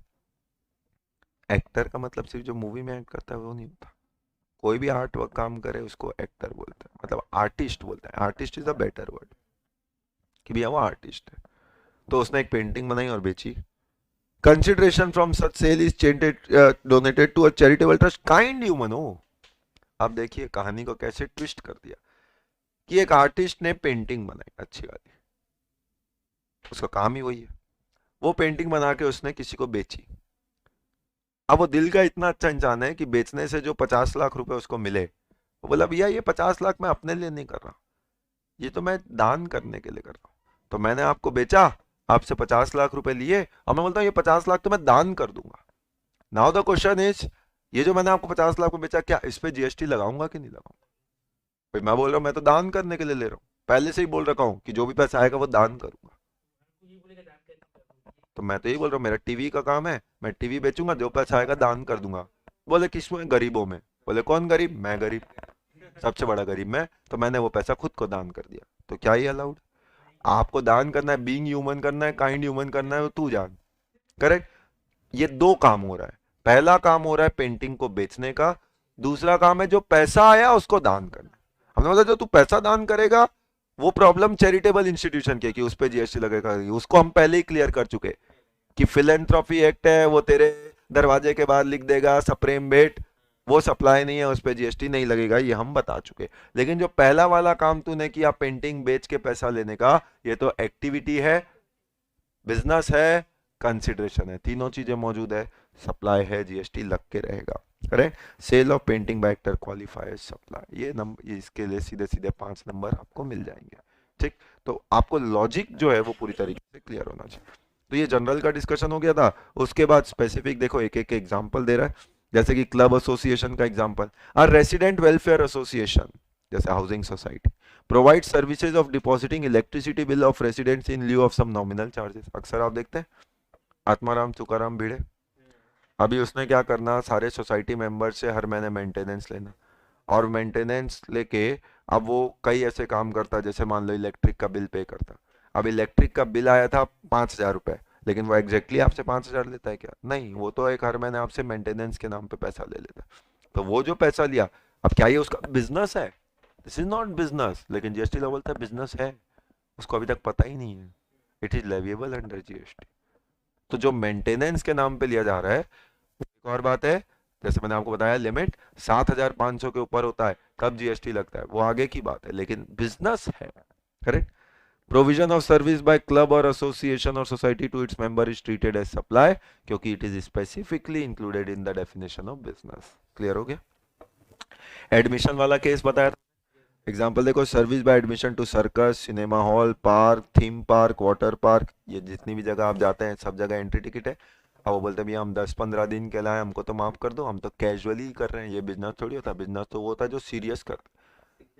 दो टाइप के स्टूडेंट होते हैं ना, एक सीरियस बच्चे होते हैं कि हमने सर यही वाले अटेंडमेंट ये फाइनल निकालना है, एक होता है सर कैजुअल, देखते हैं क्या होता है। करेक्ट। अब आप कौन से वाले बताओ, मैं वैसा पढ़ाता हूँ, आप जैसा बोलोगे मैं वैसा पढ़ाऊंगा। सीरियस वाले हो कि कैजुअल वाले? सर हम तो कैजुअल वाले ही हैं। हाँ, सीरियस वाले हो ना? करेक्ट। तो ऐसे पॉइंट ऑफ टाइम में अपनी पढ़ाई भी वैसे ही चलेगी, एक ही बार में निकालना है, फुल एंड फाइनल 100% रिजल्ट रहना है। ठीक। तो ऐसे इंस्टेंसेस पे ये सब क्या है, ये सर्विसेज जो है इसे भी स्पेसिफिकली बिजनेस माना गया है, कंसिडर्ड एज सप्लाई, और इस पे भी जीएसटी लगेगा। क्लब, रेस क्लब के बारे में भी जानते हो, रॉयल टफ रेस क्लब, तो ये वो क्लब का नाम है। Is engage in facilitating wagering transaction, facilitating wagering transaction, याद करो अपन ने गुड्स की डेफिनेशन पढ़ा था, एक्शनेबल क्लेम भी गुड्स होता है। हाउएवर शेड्यूल 3 में एक्शनेबल क्लेम्स को बाहर कर दिया गया कि वो सप्लाई ऑफ गुड्स भी नहीं है, सप्लाई ऑफ सर्विस भी नहीं है। इधर गुड्स की डेफिनेशन में एक्शनेबल क्लेम को जोड़ा, लेकिन फिर शेड्यूल 3 के एक पॉइंट में डाल दिया actionable claim is not supply. फिर ऐसा क्यों किया? एक जगह गुड्स में बोलता है, दूसरी जगह शेड्यूल 3 में डाल देता है, क्योंकि एक्शनेबल क्लेम में ऐसे सब एग्जेम्प्ट है, लेकिन ऑनलाइन गेमिंग, बेटिंग, ये सब सप्लाई, लॉटरी, तो ये सब सप्लाई माना जाएगा। तो ये सब एक्शनेबल क्लेम्स होते हैं और ये सप्लाई। और अभी तो ये ऑनलाइन गेमिंग पे गवर्नमेंट ने अच्छा खासा ऐसी तैसी कर रखा है इन लोगों का अभी। करेक्ट, कि सीधा 28% जीएसटी कैटेगरी में डाल दिया है, और जितने भी अभी चेंजेस हुए हैं वो सब ऑनलाइन गेमिंग के हुए हैं। रजिस्ट्रेशन कंपलसरी हो गया उनका, जीएसटी का रेट 28% हो गया, सप्लाई में तो वो पहले से ही शामिल है। करेक्ट। तो इसका मतलब वेगरिंग ये सब काम कर रहा है ऑन हॉर्सेस प्लेस थ्रू टोटलाइजेटर, मतलब वही बैटिंग जो करते हैं, आप लोगों को ज्यादा नॉलेज होगा ये सब चीजों का। Correct. For providing the service of facilitating wagering transaction, Royal Turf Race Club gets commission, उसके लिए उसको कमीशन मिलता है। It is deducted retained by the club from the total bet value, मतलब कुल मिला के जो भी काम किया, जिसने पैसा लगाया, जिसको दिया उसका भी बिजनेस, जो कमाया उसका भी बिजनेस, जिसने कमीशन खाया उसका भी business. In this case set service amount to supply, क्योंकि एक्टिविटी ऑफ रेस क्लब भी उसमें शामिल है। बोलो यहाँ तक की बात है क्लियर, हाँ कि ना? तो बिजनेस क्या आप पूरी अच्छी तरीके से समझ गए? बिजनेस को लेके कोई भी डाउट? ये पूरा डिटेल्ड एनालिसिस था फॉर द टर्म बिजनेस, यानी अपनी जो डेफिनेशन थी, अब इसमें अब हम पूरी तरीके से तैयार हैं, एबीसी हो चुका है, यानी कचौड़ी आ चुकी है, समोसा आ चुका है। 7(1)(a) के अंदर एक्टिविटी, बिजनेस और कंसिडरेशन, तीन चीजें थी वो पूरी तरीके से आ चुकी, अब सिर्फ चटनी डालना है उसमें। ठीक है। तो goods clear, service clear, forms of supply clear, consideration clear, business clear, ये हमने सीखा। कंसिडरेशन में 3 सर्कुलर सीखे, गुड्स और सर्विसेज में क्या सर्विसेज होती हैं, क्या गुड्स होता है, क्या नहीं होता है, ये सीखा। फिर उसके वेरियस सर्कुलर्स अपन ने देखे, फ्यूचर कॉन्ट्रैक्ट देखा, फॉरवर्ड कॉन्ट्रैक्ट देखा, डेट सिक्योरिटीज देखा, इंटरेस्ट रेट देखा। करेक्ट। तो सिक्योरिटी लेंडिंग स्कीम देखा। तो इसमें अपन ने सीखा क्या सर्विस होता है, क्या सर्विस नहीं होता, क्या गुड्स होता, क्या गुड्स नहीं होता। अब इसी के बाद एक आया कॉस्ट पेट्रोलियम। स्पेसिफिकली आप जानते हैं कॉस्ट पेट्रोलियम, यानी ये सब इंटर में नहीं था आपके, तो ये फाइनल का एक्सक्लूसिव पार्ट है। तो फाइनल में और थोड़ी डिटेल्ड एनालिसिस है उसी सप्लाई की। तो कॉस्ट पेट्रोलियम की जब हम बात किए, तो अब ये कॉस्ट पेट्रोलियम क्या, अक्सर आप देखते हैं पेट्रोल और petroleum products outside the scope of GST levy, उस पर जीएसटी तो वैसे ही नहीं लगता है, आउटसाइड स्कोप ऑफ जीएसटी। शुरू में एग्रीमेंट यही बात का हुआ था कि उस पर जीएसटी उस तारीख से लगेगा जिस तारीख से जीजाजी रिकमेंड करेंगे, 9 सबसेक्शन 2 चार्जेबिलिटी स्पेसिफिकली बोला गया, और वो तारीख आज तक नहीं आई है, 2024 आ चुका है। करेक्ट। तो अभी तक वो शुभ मुहूर्त नहीं आया है, तो आज भी पेट्रोल पे, क्रूड पे, एविएशन टरबाइन फ्यूल पे, मोटर स्पिरिट, ये सब जितनी भी चीजें हैं, नेचुरल गैस, ये सब पे जीएसटी नहीं लगता है। अब ये काम कैसे होता है? पहली बात तो इसको पेट्रोल को खोजने का भी काम दिया जाता, करेक्ट, एक्सट्रैक्ट करना उसको, उसको निकालना, पहले तो खोजना कहाँ पे पेट्रोल होगा नहीं होगा, रिसर्च एक्टिविटी होगी, माइनिंग होगा, एक्सप्लोरेशन होगा, फिर जाके आपको कहीं मिलेगा, 10 जगह आपने खुदाई की होगी तो पता चला एक जगह है कहीं, वहां से आपको वो पेट्रोल मिलेगा, और वो पेट्रोल जब आपको मिलेगा फिर आप उसको निकाल के पूरा बेचोगे और बेच के कमाओगे, ये सब काम होता है। अब ये सब काम में सवाल है जीएसटी लेविबिलिटी का क्या होगा, तो इसको लेके भी गवर्नमेंट का फिर एक सर्कुलर आया था 2018 में। अब इसके लिए गवर्नमेंट अक्सर किसी भी फर्म को एक काम देगी, कॉन्ट्रैक्ट देगी, तो ये एक कॉन्ट्रैक्ट ऑफ लाइसेंस, मतलब गवर्नमेंट आपको लाइसेंस देगी कि फॉर एग्जांपल छत्तीसगढ़ में ये जगह हम आपको लाइसेंस देते हैं, आप खुदाई का काम कर सकते हो, आप एक्सट्रैक्शन एक्सप्लोरेशन का काम कर सकते हो, ये सब काम आपको करना है। और वो जिस साइट पे पेट्रोल मिला फिर आपकी चांदी, करेक्ट। तो ये एक रिसर्च एक्टिविटी, एक बिजनेस है जो आपको करना पड़ेगा। अब ये जो काम आप करते हैं, मान लीजिए आपने उसमें खुदाई करी, अब वो खुदाई में जैसे ही पेट्रोल, मान लो एक साइट पे आपको पेट्रोल मिल गया या पेट्रोलियम प्रोडक्ट, पेट्रोल स्लिट मिल गई, अब जब वो चीजें आपको मिलती हैं तो उसके बाद की कहानी क्या होगी, ये आप उसको एक्सट्रैक्ट करोगे, निकालोगे, प्रोसेस करोगे, रिफाइन करोगे, फिर जाके अलग अलग फील्ड में उसको बेचोगे, करेक्ट।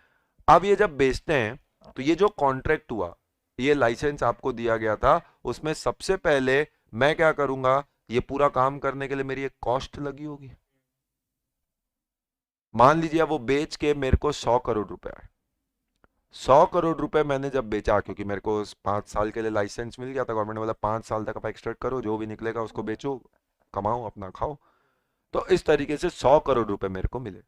अब ये 100 करोड़ में सबसे पहले तो मेरी कुछ कॉस्ट लगी होगी उसको पूरे को एक्सट्रैक्ट करने में, निकालने में, मान लो 60 करोड़ मेरी कॉस्ट लगी थी, तो ये जो 60 करोड़ रुपए मेरा लगा, इसको बोला जाता है कॉस्ट पेट्रोलियम। तो गवर्नमेंट से मुझे 60 करोड़ रुपए मिले, या मैंने जिसको बेचा उससे मैंने 60 करोड़ रुपए लिया, एक तरीके से सेल एक एक्सरसाइज कर रहा हूं, और मेरा एक्सट्रैक्शन का बिजनेस है, कोई भी रिसोर्स बेचूंगा, तो मैंने नेचुरल रिसोर्सेज बेचे और 60 करोड़ रुपए मिला।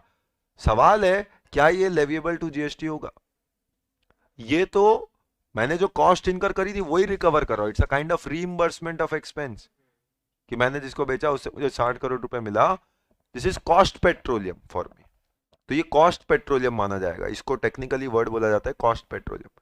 और पेट्रोलियम तो वैसे ही product not leviable to GST है, तो ये जो मैं कॉस्ट रिकवर कर रहा हूं इस पे जीएसटी नहीं आता। अब उसके बाद एक बार आपने अपना कॉस्ट, जितनी लागत है वो रिकवर कर ली, उसमें जो रॉयल्टी कमाना था वो कमा लिया, उसके बाद आप क्या करते हो, ये गवर्नमेंट को बेचते हो, तो गवर्नमेंट उसमें अपना हिस्सा मांगती है आपसे कि भैया देखो 100 करोड़ रुपए आपको मिला है, आपकी कॉस्टिंग और आपका लागत और रॉयल्टी मिला के 60 करोड़ होता था, हमारा बचा हुआ हमारा को दो ना, 40 करोड़। तो ये शेयरिंग होती है between the licensor and the लाइसेंसी, जो ये काम कर रहा है और गवर्नमेंट, उसके बीच में शेयरिंग होती है। अब मैंने 40 करोड़ रुपए एज अ प्रॉफिट पेट्रोलियम, दो वर्ड हो गए, एक हो गया कॉस्ट पेट्रोलियम, एक हो गया प्रॉफिट पेट्रोलियम। अब ये 40 करोड़ रुपए एज अ प्रॉफिट पेट्रोलियम मैंने गवर्नमेंट को दिया। जब मैं गवर्नमेंट को दे रहा हूं तो एक तरीके से यहां पे हुई service provider, government, government is the service, जिसको भी पैसा मिलेगा सर्विस प्रोवाइडर हमेशा वो होता है, सिंपल सा लॉजिक है। तो मैं गवर्नमेंट को पैसा दे रहा हूं, मैं पैसा देने वाला, गवर्नमेंट रिसीव करने वाली, क्योंकि 100 करोड़ तो पूरे मुझे मिले थे ना, उसमें 60 करोड़ मैंने अपना रख लिया, अब शेयरिंग के नाम पे 40 करोड़ मैं गवर्नमेंट को दे रहा हूं, और गवर्नमेंट भी बिजनेस करती है। अब सवाल ये है, ये जो 40 crore share of revenue government को दिया गया, क्या ये सप्लाई है लेविएबल टू जीएसटी, तो गवर्नमेंट ने अपने आप पे सर्कुलर इश्यू किया, बताया, मतलब समझाया कि ये तो गवर्नमेंट को जो पैसा मिला ये तो एग्जेम्प्ट होता है एज अ गवर्नमेंट सर्विस, तो गवर्नमेंट की सर्विस में ये एग्जेम्प्ट सप्लाई है, तो एग्जेम्प्ट सप्लाई है, तो कुल मिला के इस ट्रांजेक्शन पे जीएसटी लेवी नहीं होता है, करेक्ट। तो इसमें अपन ने कॉस्ट पेट्रोलियम, प्रॉफिट पेट्रोलियम, ऐसी कुछ चीजों को सीखा। तो ये सर्कुलर जो 2018 में आया था, कुल मिला के इसका मतलब यही है कि ये एग्जेम्प्ट होता है, करेक्ट। गवर्नमेंट को जो हिस्सा मिला वो भी एग्जेम्प्ट है, और जो कॉस्ट के नाम पे आपको हिस्सा मिला, पैसा मिला, ये तो वो पैसा था जो आपने ऑलरेडी खर्चा किया था वो काम को करने का, करेक्ट। तो अब इस चीज को समझते हैं। When an oil exploration production contractor gets a license to explore or mine the petroleum, crude or natural gas from government, it enters into production sharing contract, उसको बोलते हैं पीएससी। उसको क्या बोलते हैं? उसको बोलते हैं पीएससी। करेक्ट, तो वो पीएससी के अंदर आता है। उसके बाद relationship of contractor with government is not that of partners but that of licensor and lesser and लाइसेंसी। तो मतलब रिलेशन क्या है? वो पार्टनर नहीं है गवर्नमेंट, और वो दोनों लाइसेंसर। गवर्नमेंट ने उसको लाइसेंस दिया था कि छत्तीसगढ़ में आप खोजिए साइट, तो अब वो लाइसेंस के बेसिस पे काम कर रहा है। As per the contract, when contractor discovers oil gas, जैसे मान लो रिलायंस, अब रिलायंस ने ऑयल गैस खोजा, निकाला, he is at first entitle to recover the contract cost. पहले तो वो अपना कॉस्ट अलग करे, पहले तो भैया हमारा पैसा अलग करो, इतना तो हमको ऑलरेडी लग चुका है ये काम करने में। Expenses incurred in exploration, development, production, payment of royalty, ये सब उसने एक्सट्रैक्ट किया। Involve in extraction of oil gas from total sale proceed, total कितना था? 100 करोड़। 100 करोड़ में पहले बोले भैया 60 तो हमारा ऑलरेडी लग चुका है, ये सब खर्चा है हमारा। Correct. Thereafter he is expected to share with government profit from his venture, जिसको बोला जाता है profit petroleum, as per the contract agreement. तो वो एग्रीमेंट पहले ही हुआ रहता है पीएससी। अब सवाल ये उठा कि अब कॉस्ट पेट्रोलियम क्या, प्रॉफिट पेट्रोलियम क्या? तो ये बता रहा है उसका मतलब। करेक्ट। कॉस्ट पेट्रो सवाल आएगा तो ये बताना पड़ेगा ना आपको, कॉस्ट पेट्रोलियम क्या होता है, प्रॉफिट पेट्रोलियम क्या होता है। The value of petroleum which contractor is entitle to take in a year for recovery of contract cost is called cost petrol. तो ये पहले से डिसाइडेड होता है कि भैया आमतौर पे ये खर्चे पे इतना कॉस्ट आएगा, इतना आप रिकवर कर सकते हैं। जैसे टोल प्लाजास बनते हैं, तो टोल प्लाजा में भी जितना आपका कॉस्ट है प्लस प्रॉफिट मार्जिन जितना भी आप बोलते हो वो पहले से डिसाइडेड होता है, इतना पैसा आप अपने पास रखोगे। उसके बाद जो आएगा वो फिर आपको गवर्नमेंट को हिस्सा, शेयर ऑफ रेवेन्यू आपको देना पड़ता था। सेम केस यहाँ पे भी है। Further total value of petroleum produced and save from contract area in a particular period as reduced by cost petroleum is called profit petroleum. समझ आ गया? अब इसकी टैक्सेबिलिटी, ये तो बताया दोनों होते क्या है, अब उसकी tax. Government share of profit petroleum, जो कि कंसिडरेशन है paid by contractor to central government for service of grant of licence lease to explore mine petroleum, is exempt from GST. तो प्रॉफिट पेट्रोलियम गवर्नमेंट के hands में exempt होता है, तो जो मैं 40 करोड़ गवर्नमेंट को दूंगा उस पर गवर्नमेंट मुझसे जीएसटी नहीं मांगेगी। कॉस्ट पेट्रोलियम, ये तो मेरा कमाई थोड़ी है, it is just, it is not consideration received by contractor for services provided to government and thus not taxable per se. तो ये भी टैक्सेबल नहीं है, it is not taxable per से। रीजन क्या दिया, ये रीजन आपने अपने आंसर में बताना पड़ेगा। रीजन क्या दे रहा है? Reason for the same is that contractors carry exploration production of petroleum for themselves and not as a service to government. तो ये तो वो अपने लिए उन्होंने एक्सट्रैक्ट किया था कि आएगा तो हम बेचेंगे, तो ये जो जो रिकवर कर रहे हैं वो तो अपना ही कॉस्ट रिकवर कर रहे हैं। करेक्ट। इसलिए that acquired the right to explore exploit and sell petroleum in lieu of royalty and share in profit petroleum. तो ये सब काम वो क्या कर रहे हैं? For share in profit petroleum उसके लिए कर रहे हैं। इसलिए क्या है? इसलिए जीएसटी लेविएबिलिटी नहीं आती है। क्लियर हो गया? Cost petroleum, profit petroleum. अब उससे रिलेटेड देखो सवाल, सवाल पढ़ो, जवाब पे जाओ। आपका काम है, पढ़िए फटाफट कॉस्ट पेट्रोलियम और उसको पढ़ो।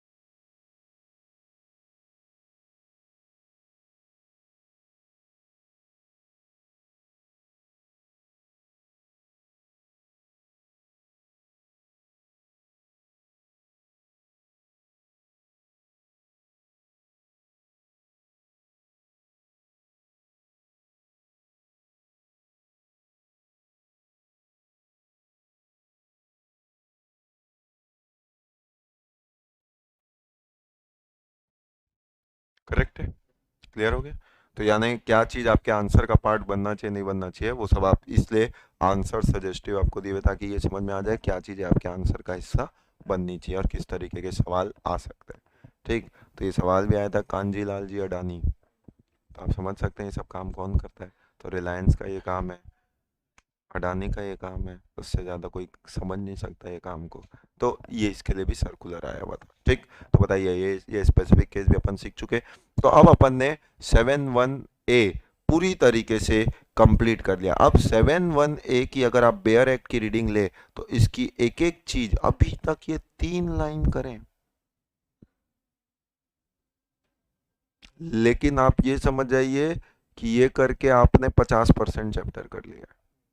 That is the importance of this 3 line. 7 subsection 1 clause A, क्योंकि ये तो आपके आंसर का हिस्सा बनेगा, इसका एक एक वर्ड को हमने एक्सप्लोर कर दिया, एक्सट्रैक्ट कर लिया। रिलायंस तो बाद में करेगा, हमने पहले कर दिया इसका एक्सकेवेशन। ठीक, ऑल फॉर्म्स ऑफ सप्लाई, ये सीधा बेयर एक्ट की रीडिंग पढ़ रहे हैं। और अब आप अपने आप से सवाल करिए इसकी एक एक वर्ड आपको पता है कि नहीं। कि सप्लाई इंक्लूड, सबसे पहले आपने एग्जाम में भी लिखना इंक्लूड, सप्लाई मीन्स लिखा, कहानी खत्म। Supply includes all forms of supply of goods और सर्विसेज और बोथ सच एज, देखो ये सब टाइप दे दिया, sale, transfer, barter, exchange, licensing, rental, disposal, ये 8 प्रकार हो गए। और सच एज मतलब एग्जाम्पल के तौर पे दिया। मेड और agreed to be made for consideration, अब आप ये भी जान चुके, consideration defined under 231। By a person, अब पर्सन भी डिफाइंड है ऐसे, टेक्निकली आप जाके देखोगे तो 284 में पर्सन भी डिफाइंड है। पर वो जो पर्सन की डेफिनेशन वो लगभग इनकम टैक्स में जैसा आप पढ़ते हैं वो सब है, मतलब सब टाइप और एक्सटेंडेड है। Individual, HUF, company, firm, LLP, AOP, BOI, AJP, local authorities, ये सब पर्सन है। कोऑपरेटिव सोसाइटीज, वो सब पर्सन के अंदर कवर्ड है। तो मतलब कुल मिलाकर समझो सब पर्सन है। By a person in course furtherance of business, तो बिजनेस क्या होता है ये भी आप सीख चुके। 270, तो पूरा इलेबरेटिव डेफिनेशन हमने देखा विथ वेरियस फर्दर थिंग्स। अब उसी में जो एक एडिशन आया वो आया 7(1)(a). 7(1)(a) का जो एडिशन है वो मैंने आपको अभी समझाया था कि 7(1)(a) का लॉजिक क्या है।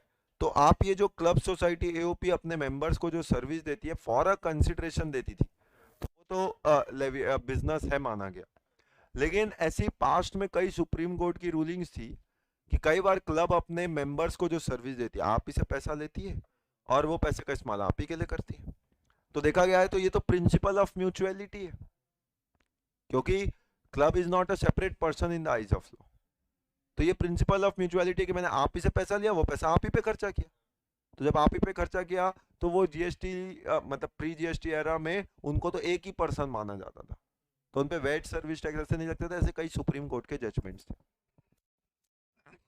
अब यहाँ पे गवर्नमेंट ने ये चीज क्लियर करना था कि भैया हमको इनको अलग मानना है शुरू से, इसीलिए बाद में ये कंफ्यूजन ना हो, इसलिए क्लैरिफिकेशन के तौर पे बाद में 7(1)(a) इंसर्ट किया गया। और उसमें क्या बोला गया, कोई भी एक्टिविटी अगर क्लब, सोसाइटी, कोई भी other person other than individual अपने कॉन्स्टिट्यूएंट्स या मेंबर्स को देता है फॉर अ कंसिडरेशन, तो it will be treated as supply.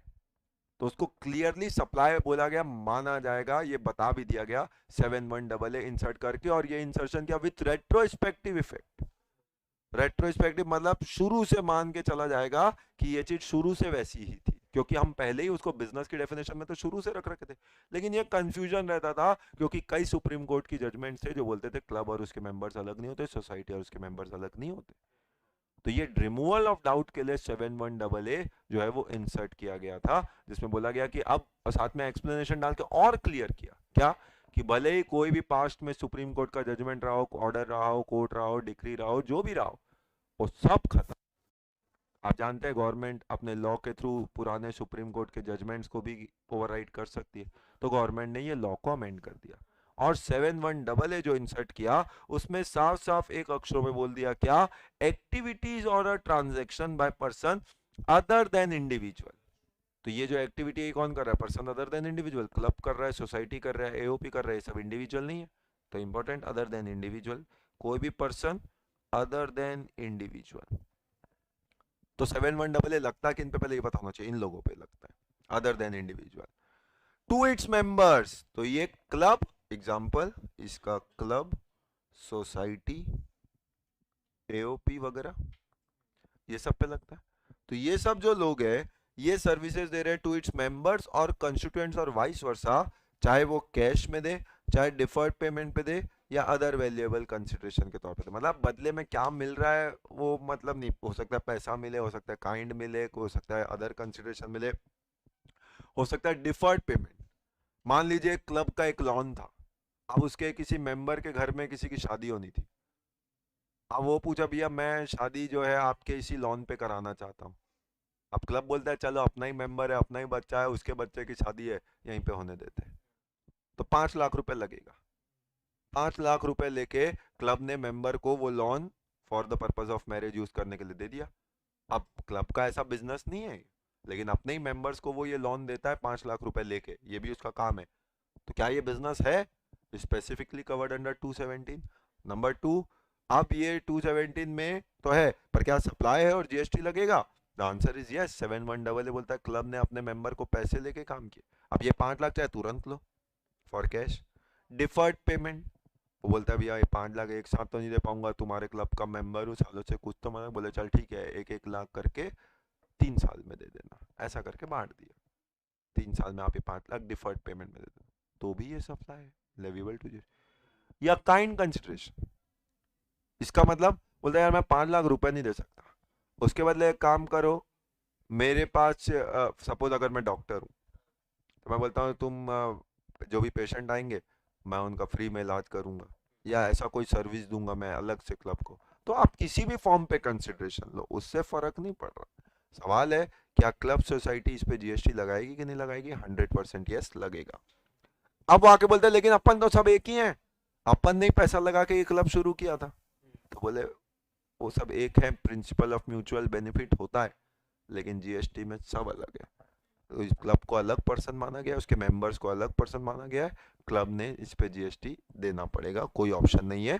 और एक्सप्लेनेशन में क्लियर कर दिया कि for the purpose of this clause यानी double a, it is clarified that notwithstanding anything contained in any other law for the time being, ऐसी तैसी कोई दूसरा लॉ कुछ भी बोले कि भैया क्लब और उसके मेंबर एक होते हैं, हमको कुछ नहीं मतलब है। एनी जजमेंट, किसी का भी जजमेंट हो, डिक्री हो, ऑर्डर हो, कोई भी कोर्ट का ऑर्डर हो, ट्रिब्यूनल का ऑर्डर हो, अथॉरिटी का ऑर्डर हो, किसी का भी पेपर लेके आ जाओ जिसमें बोलेंगे कि भैया ये लोग तो एक ही होते हैं अलग नहीं होते, हम सब फाड़ के फेंक देंगे, हमको कुछ नहीं मतलब है। 7188 बोलता है हमने बोल दिया सप्लाई है मतलब सप्लाई है, ये धमकी वाला सप्लाई एक तरीके से। The person and it's members और कंसर्न शेल बी डीम्ड, क्या बोल रहा है कि आप ये मत साबित करने की कोशिश करो कि हम तो एक ही हैं साहब, और सप्लाई के लिए by a person to another person होता है। सप्लाई जो डेफिनेशन है, supply include all forms of supply of goods services both by a person, by a person मतलब एक पर्सन दूसरे को दे, इसका मतलब one can not supply to one self. तो क्लब जो है वो ये बोल के बताना चाहता है we are supplying service to our self, हम अपने आप को सर्विस दे रहे हैं। तो ये जीएसटी कैसे आएगा? हमने बोला भाड़ में जाए तुम्हारा पुराना जजमेंट जो भी है सब मैंने फाड़ के फेंक देना है। क्लब और उसके members shall be deem to be two separate person, हम तुम्हें दो मानते हैं, तुम्हें एक मानते ही नहीं है। एंड द सप्लाई और एक्टिविटीज इंटर से मतलब जो आपस में उन्होंने दिया क्लब ने मेंबर्स को, shall be deem to take place from one person to another. तो आप ये मत साबित करने पे समय वेस्ट करो कि हम एक ही हैं, हम आपको दो पहले ही मान चुके हैं। अगर अगर एक ही हो तो फिर पैसा क्यों लिया? चलिए बता, फिर 5 लाख क्यों ले रहा है? फ्री में दे दे उसको लोन, फ्री में देगा तो कोई दिक्कत ही नहीं है, फिर तो सप्लाई नहीं क्योंकि कंसिडरेशन नहीं। समझ रहे हैं बात? पैसा लिया ना, जीएसटी लगेगा, बात खत्म। तो ये क्लैरिफिकेशन का इंसर्शन है 7188। क्लियर हो गई 7188 की बात? अब अपन ने देखा था, अपन ने जो देखा था, अगर आपने ब्रेक लगेगा तो बता देना, अदरवाइज मैं क्लास तो कंटिन्यू कर सकता हूँ, है ना? कंटिन्यू करें? हाँ अच्छी बात है। तो पढ़ाई में पूरी तरीके से इन्वॉल्व हो जाना है, तो पूरा अपन ने जो पढ़ा उसको पूरा कंप्लीट करके फिनिश करके ही अपन ने जाना है, यही अपना टारगेट है। तो अब 71A 71AA पूरी तरीके से अपन ने खत्म कर लिया। तो यही आपका 71AA है कि 71AA में क्या बोला गया, एक्टिविटीज और transaction by person other than individual to member और vice versa for cash deferred payment other valuable consideration, ये भी सप्लाई एक तरीके का डीम सप्लाई। और इसमें अपन ने सीखा क्लब, सोसाइटी, एसोसिएशन और उसके मेंबर्स, ये क्या हैं? ये सब टू सेपरेट पर्सन है, टू सेपरेट पर्सन है, ये अपन ने सीखा था। क्लियर हो गया? तो ये 71AA का लॉजिक है। अब उसके बाद आमतौर पे हमने देखा था सप्लाई करने के लिए कितनी चीजें होना जरूरी है? तीन। कौन कौन सी? Activity, business, consideration. करेक्ट? तो यही अपन ने सीखा था सप्लाई के लिए 71A में अगर आपने सप्लाई कहलाना है तो ये तीन चीजें अति अति अति अति आवश्यक है। तीन में से एक भी चीज मिसिंग हुआ तो वो सप्लाई नहीं हो सकता।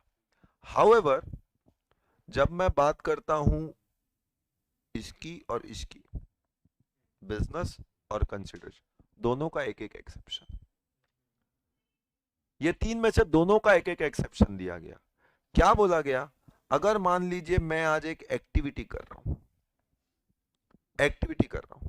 उसमें कंसिडरेशन है, बिजनेस नहीं भी है, आमतौर पे ये सप्लाई नहीं होगा, normally it is not a supply. लेकिन अगर जो एक्टिविटी कर रहे हो वो वाली एक्टिविटी है जो हम बोल रहे हैं, तो फिर 71B बोलता है कि ये सप्लाई है। तो 71B क्या है? एक तरीके से एक्सेप्शन टू बिजनेस क्लॉज, हरी चटनी। अभी उसमें क्या बोला गया? उसमें बोला गया एनी एक्टिविटी, और वो एक्टिविटी क्या है? वो एक ही एक्टिविटी कवर्ड है, और वो एक्टिविटी है इंपोर्ट ऑफ सर्विस। अगर आपने कोई एक्टिविटी करी है which is import of service, मैंने एक सर्विस इंपोर्ट करी है। आप जानते हैं GST is a destination based tax. Import किया हूं तो उसकी डेस्टिनी इंडिया है, टैक्स इंडिया में लगना चाहिए। और ज्यादा समझदार है उनको ये भी पता है कि इसमें टैक्स कैसे लगेगा। तो ये टैक्स लगेगा रिवर्स चार्ज में, क्योंकि सप्लायर तो बाहर वाला है, वो तो हमसे टैक्स चार्ज करके लेगा नहीं। हमने पेरिस वाले को टैक्स दे दिया तो फिर वो टैक्स गवर्नमेंट तक पहुंचेगा कैसे? तो इसलिए it's a transaction covered under reverse charge. तो अगर इंपोर्ट ऑफ सर्विस किया जाता है, क्या किया जाता है? इंपोर्ट ऑफ सर्विस अगर किया जाता है फॉर अ कंसिडरेशन, मैंने पेरिस से एक सर्विस इंपोर्ट करी, पैसे दे के $5000 दिया और मैंने एक सर्विस इंपोर्ट करी, import of service for a consideration. तो लॉ बोलता है ये जो सर्विस मैंने इंपोर्ट करी, चाहे मैंने ये सर्विस अपने बिजनेस के लिए करी थी कि नहीं करी थी, उससे कोई फर्क नहीं पड़ता, वेदर और not in course furtherance of business, it is deemed supply या ट्रीटेड एज सप्लाई। तो 71B बड़ा सिंपल सा केस है और एक ही ट्रांजेक्शन कवर कर रहा है, वो है इंपोर्ट ऑफ सर्विस। तो याद करिए गुड्स, जब मैं गुड्स इंपोर्ट करता हूं फॉर अ कंसिडरेशन, तो वो तो यहां आने की जरूरत ही नहीं है, वो कस्टम पकड़ लेगा उसको कि जब आपने गुड्स इंपोर्ट किया फॉर अ कंसिडरेशन तो वहां कस्टम के अंदर आईजीएसटी देना पड़ेगा आपको, कस्टम के अंदर जीएसटी देना पड़ जाएगा आपको। वो कस्टम पढ़ोगे तब सीख जाओगे आप। करेक्ट? तो उस वो ट्रांजेक्शन तो ऑलरेडी वहां कवर्ड है, इसलिए जीएसटी में दोबारा लाने की जरूरत नहीं थी। लेकिन सर्विसेज पे तो कस्टम लॉ लगता नहीं। तो इसलिए जब आप सर्विसेज इंपोर्ट करते हैं फॉर अ कंसिडरेशन, अगर फ्री में सर्विस इंपोर्ट किया होता तो एक तरीके से तो कंसिडरेशन ही नहीं है, मैं ज्यादातर बच जाता, अनलेस वो कहीं और स्पेसिफिकली कवर्ड हो जाए, जो आगे चल के अभी सिखाने वाला हूं आपको, वो है शेड्यूल 1, जहां पे फ्री में भी कई बार जीएसटी लग जाता है। बट नॉर्मल कोर्स में अगर मैंने सर्विस इंपोर्ट करी है फ्री में तो जीएसटी नहीं लगता। लेकिन अगर मैंने सर्विस इंपोर्ट करी है पैसे देके, तो चाहे वो सर्विस का इस्तेमाल I am using it for the purpose of my business और not, it is leviable to GST, उस पर जीएसटी लग जाएगा। पर सवाल है 71A जाके बोलोगे तो वहां तो बोलता है एक्टिविटी बिजनेस कंसिडरेशन होगा तभी सप्लाई मानेंगे, अदरवाइज वो सप्लाई नहीं है, यहाँ पे तो बिजनेस ही नहीं था। तो 71B बोलता है कि any import of service for a consideration whether और not in course or furtherance of business is a supply. तो वो सप्लाई होगा तो उस पे जीएसटी जो है वो लग के रहेगा। इस ट्रांजेक्शन पे भी जीएसटी जो है वो ऑटोमेटिक आपका आने वाला है। करेक्ट? तो 71B जो है, 71B भी अपन पूरी तरीके से सीख गए, जो क्या बोलता है? Any import of service for consideration whether और not in course or furtherance of business is treated as supply. तो यहाँ पे आपको ध्यान रखना है 7B का जो सप्लाई है, यहाँ पे सर्विस कवर्ड है, यहाँ पे गुड्स कवर्ड नहीं है जीएसटी पर्पस के लिए। तो जीएसटी लॉ में वो गुड्स वहां पे कवर नहीं है, हाउएवर कस्टम लॉ में वो कवर्ड है, वो मैं आपको बता चुका। करेक्ट? तो इन दिस केस 71B सिंपल सा दो लाइन में खत्म हो गया, any import of service for a consideration whether और not in course furtherance of business is a supply. तो ये बिजनेस का एक्सेप्शन हो गया, बिजनेस नहीं भी हुआ तो भी मेरा सप्लाई माना जा सकता है। तो नॉर्मली आपसे सवाल आ जाएगा, normally a supply is treated as supply only if it is an activity for a business for a consideration, state exception. जब ऐसा कोई सवाल आ जाए तो दिमाग काम नहीं करेगा, ये पूछना क्या चाह रहा है, वो पूछ रहा है आपसे 71B। तो अब 71B में यानी फॉर एग्जांपल अब कैसे इंस्टेंसेस इसमें आएंगे, तो मान लीजिए मेरा एक इधर ऑफिस बन रहा है, रेसिडेंस बन रहा है, ऐसा कुछ बन रहा है, कुछ भी। अब आप जानते हैं वो ऑफिस के लिए मैंने क्या करना है, एक इंटीरियर की सर्विस लेनी है। मैंने इंडिया में बहुत खोजा, मेरे को ऐसा कोई इंटीरियर जैसा मैं चाहता हूँ वैसा मिला नहीं। लेकिन एक पेरिस पेरिस में एक जन पता चला मुझे जिसने एफिल टावर का इंटीरियर किया था। तो मैंने उसको बोला, भैया ये ऑफिस और घर भी कुछ वैसा ही बनाना है, एक्सक्लूसिव वैसा बनाना है, मतलब एफिल टावर जैसा नहीं बनाना है, एक्सक्लूसिव, कि नॉर्मली किसी को देखने को ना मिलता हो। बोले साहब हम ऐसी सर्विस आपको दे सकते हैं। मैंने बोला अगर आप ऐसी सर्विस देते हो तो मैं आपसे ये सर्विस इंपोर्ट करने के लिए तैयार हूँ। लेकिन वो बोलेगा साहब ठीक है थोड़े से। मैंने बोला कितने? बोले ज़्यादा नहीं, $1 लाख। मैंने बोला मेरे ऑफिस जो है, ऑफिस टोटल $2000 की और $1 लाख का, पर चल ठीक है, दिया। अब इसके लिए फॉर अ कंसिडरेशन, कंसिडरेशन भी है, मैंने उसको कुछ पैसे दिए, करेक्ट। अब ये जो पैसे दिए देखा जाए, सवाल ये उठ रहा है क्या 7-1 भी यहाँ पे अट्रैक्ट हो रहा है? मैंने एक इंपोर्ट ऑफ सर्विस किया, कंसिडरेशन दिया। मैं बोलता हूँ बिजनेस हो या ना हो से कोई फर्क नहीं पड़ रहा, बिजनेस नहीं भी हुआ तो भी ये सप्लाई है, 7(1)(b) के अंदर कवर हो गया। This is a supply leviable to GST, तो इस पे जीएसटी लग जाएगा और ये सप्लाई माना जाएगा 7(1)(b) के अंदर। बोलो 7(1)(b) भी क्लियर? इसलिए मैंने बोला था बाकी सब तो क्या, अब ये देखो चटनी है, खत्म 7(1)(b). 7(1)(b) क्या बोलता है एक लाइन में, import of service for a consideration whether और not in course furtherance of business, है नहीं है उससे कोई फर्क नहीं पड़ रहा, लेविएबल टू जीएसटी। तो ये किसका एक्सेप्शन हो गया? ये आपके बिजनेस का एक्सेप्शन हो गया। मैंने बोला था दोनों पॉइंट के एक एक एक्सेप्शन है। बिजनेस का जो एक्सेप्शन था वो था 7(1)(b), ठीक। अब उसी प्रकार से अब बात करते हैं कंसिडरेशन पर। यहाँ पे एक ही इवेंट था, वो था इंपोर्ट ऑफ सर्विस, और वो भी कंसिडरेशन होना चाहिए, दो चीजें होनी चाहिए। अगर इंपोर्ट ऑफ सर्विस है कंसिडरेशन ही नहीं है तो फिर ये 7(1)(b) के स्कोप से तो बाहर। फिर वो सप्लाई होगा कि नहीं होगा ये डिपेंड करता है कि कहीं वो शेड्यूल 1 आगे चल के पढ़ाऊंगा, शेड्यूल 1 में 4 पैरा, उसमें आखिरी वाला जो पैरा है पैरा 4, कहीं उसमें तो कवर नहीं हो रहा। अगर उसमें कवर होगा तो फिर सोचना पड़ेगा सप्लाई है कि नहीं, अदरवाइज तो नहीं है, ठीक। तो import of service for consideration whether not in course furtherance of business is a supply. तो अभी तक अपन ने 7(1)(a), 7(1)(a), 7(1)(b) जो है वो देख लिया। 7(1)(a) अपन ने देखा था supply includes all forms of supply of goods services और both made agreed to be made for a consideration by a person in course furtherance of business. 7(1)(a) जो है वो तो activities by any person other than individual to its members और constituents for cash deferred payment, तो वो सब supply होता है, they are deemed separate person, ये अपन ने देखा था 7(1)(a) में। 7(1)(b) जो है any import of service for a consideration whether और not in course furtherance of business is a supply, तो ये अपन ने देखा था। अब उसके बाद एक ट्रांजेक्शन ऐसा है या कुछ एक्टिविटी ऐसी है जिसमें बोला गया कि अब एक्टिविटी हो रही है, बिजनेस भी है लेकिन कंसिडरेशन नहीं है। एक्टिविटी है, बिजनेस भी है, लेकिन कंसिडरेशन नहीं है। तो आमतौर पे तो ये सप्लाई बन नहीं सकता, क्योंकि 7(1)(a) बोलता है जब ये 3 टिक करोगे तभी इस दरवाजे के अंदर आना, तीनों टिक नहीं होंगे तो ये दरवाजे के अंदर एंट्री नहीं है। 3 टिक करो दरवाजे के अंदर आ जाओ। लेकिन 7(1) भी बोलता है कि अगर बिजनेस कॉलम में टिक नहीं भी है तो भी हम हल्के से दरवाजा खोल देंगे, फटाफट आरसीएम पे कर देना। 7(1)(c) जो है वो बोलता है अगर आपका एक्टिविटी है, कोई भी एक्टिविटी आपने करी है, अगर आपका वो बिजनेस है, कंसिडरेशन ना भी हुआ, कंसिडरेशन मतलब पैसा ही नहीं है, चाहे कैश या काइंड कुछ नहीं है, कंसिडरेशन ना भी हुआ तो भी हम उसे सप्लाई मान लेंगे under 7 subsection 1 clause C. So any activity without consideration can also be treated as supply as specified in 7(1)(c). तो लोगों ने पूछा भैया कहाँ है ऐसा, मतलब फ्री में भी जीएसटी? अब इसका डेंजरस प्रोविजन समझिए।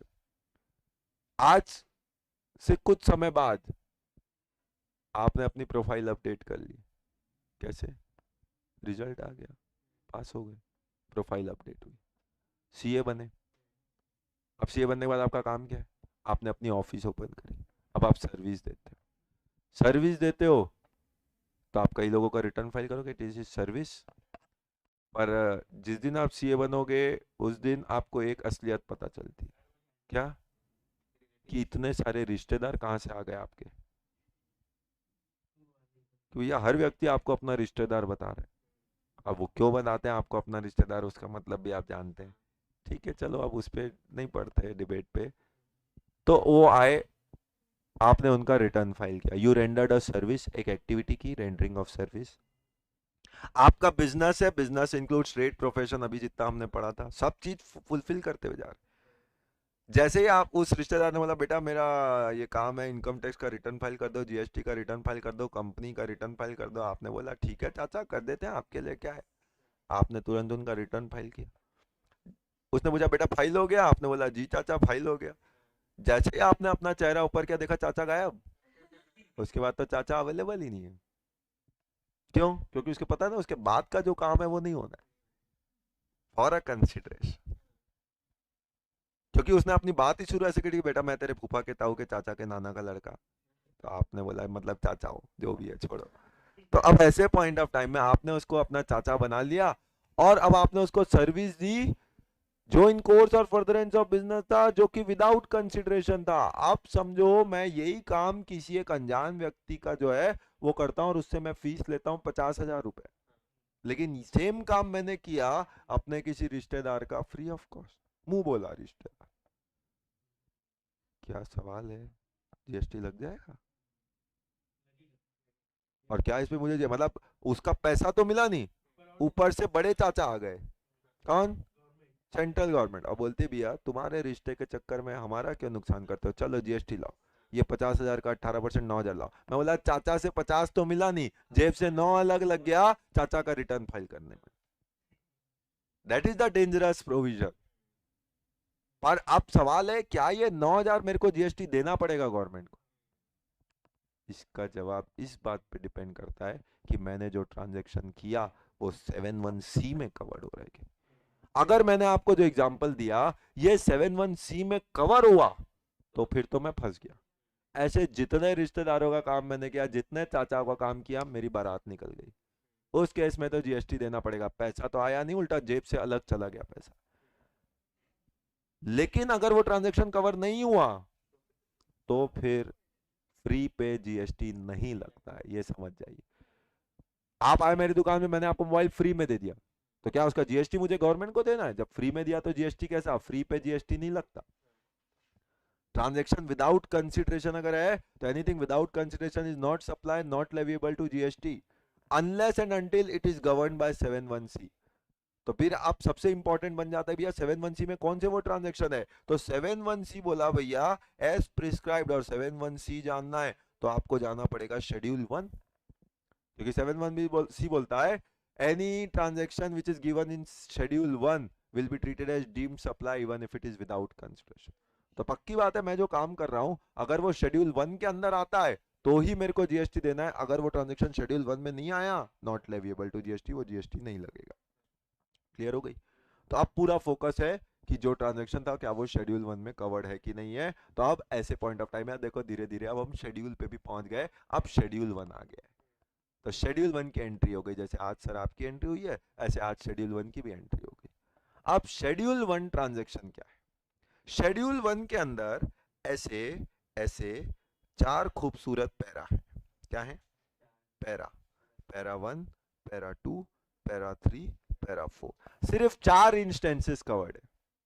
अगर ये 4 में से कोई भी काम तूने किया तो फ्री में ही क्यों ना किया हो, इस पे जीएसटी लगेगा। इसका दूसरा मतलब कि ये 4 के अलावा मैंने कोई भी 5वां काम किया और फ्री में किया तो वो शेड्यूल 1 के स्कोप से बाहर। जो शेड्यूल 1 के स्कोप से बाहर वो 7(1)(c से बाहर। जो 7(1)(c से बाहर तो नॉर्मल बसता है 7(1)(a, और 7(1)(a बोलता है एबीसी होना चाहिए फॉर सप्लाई, तो वो क्योंकि वहां पे सी है ही नहीं तो जीएसटी नहीं लगेगा, सप्लाई नहीं माना जाएगा। ये इसका अंडरस्टैंडिंग हुआ।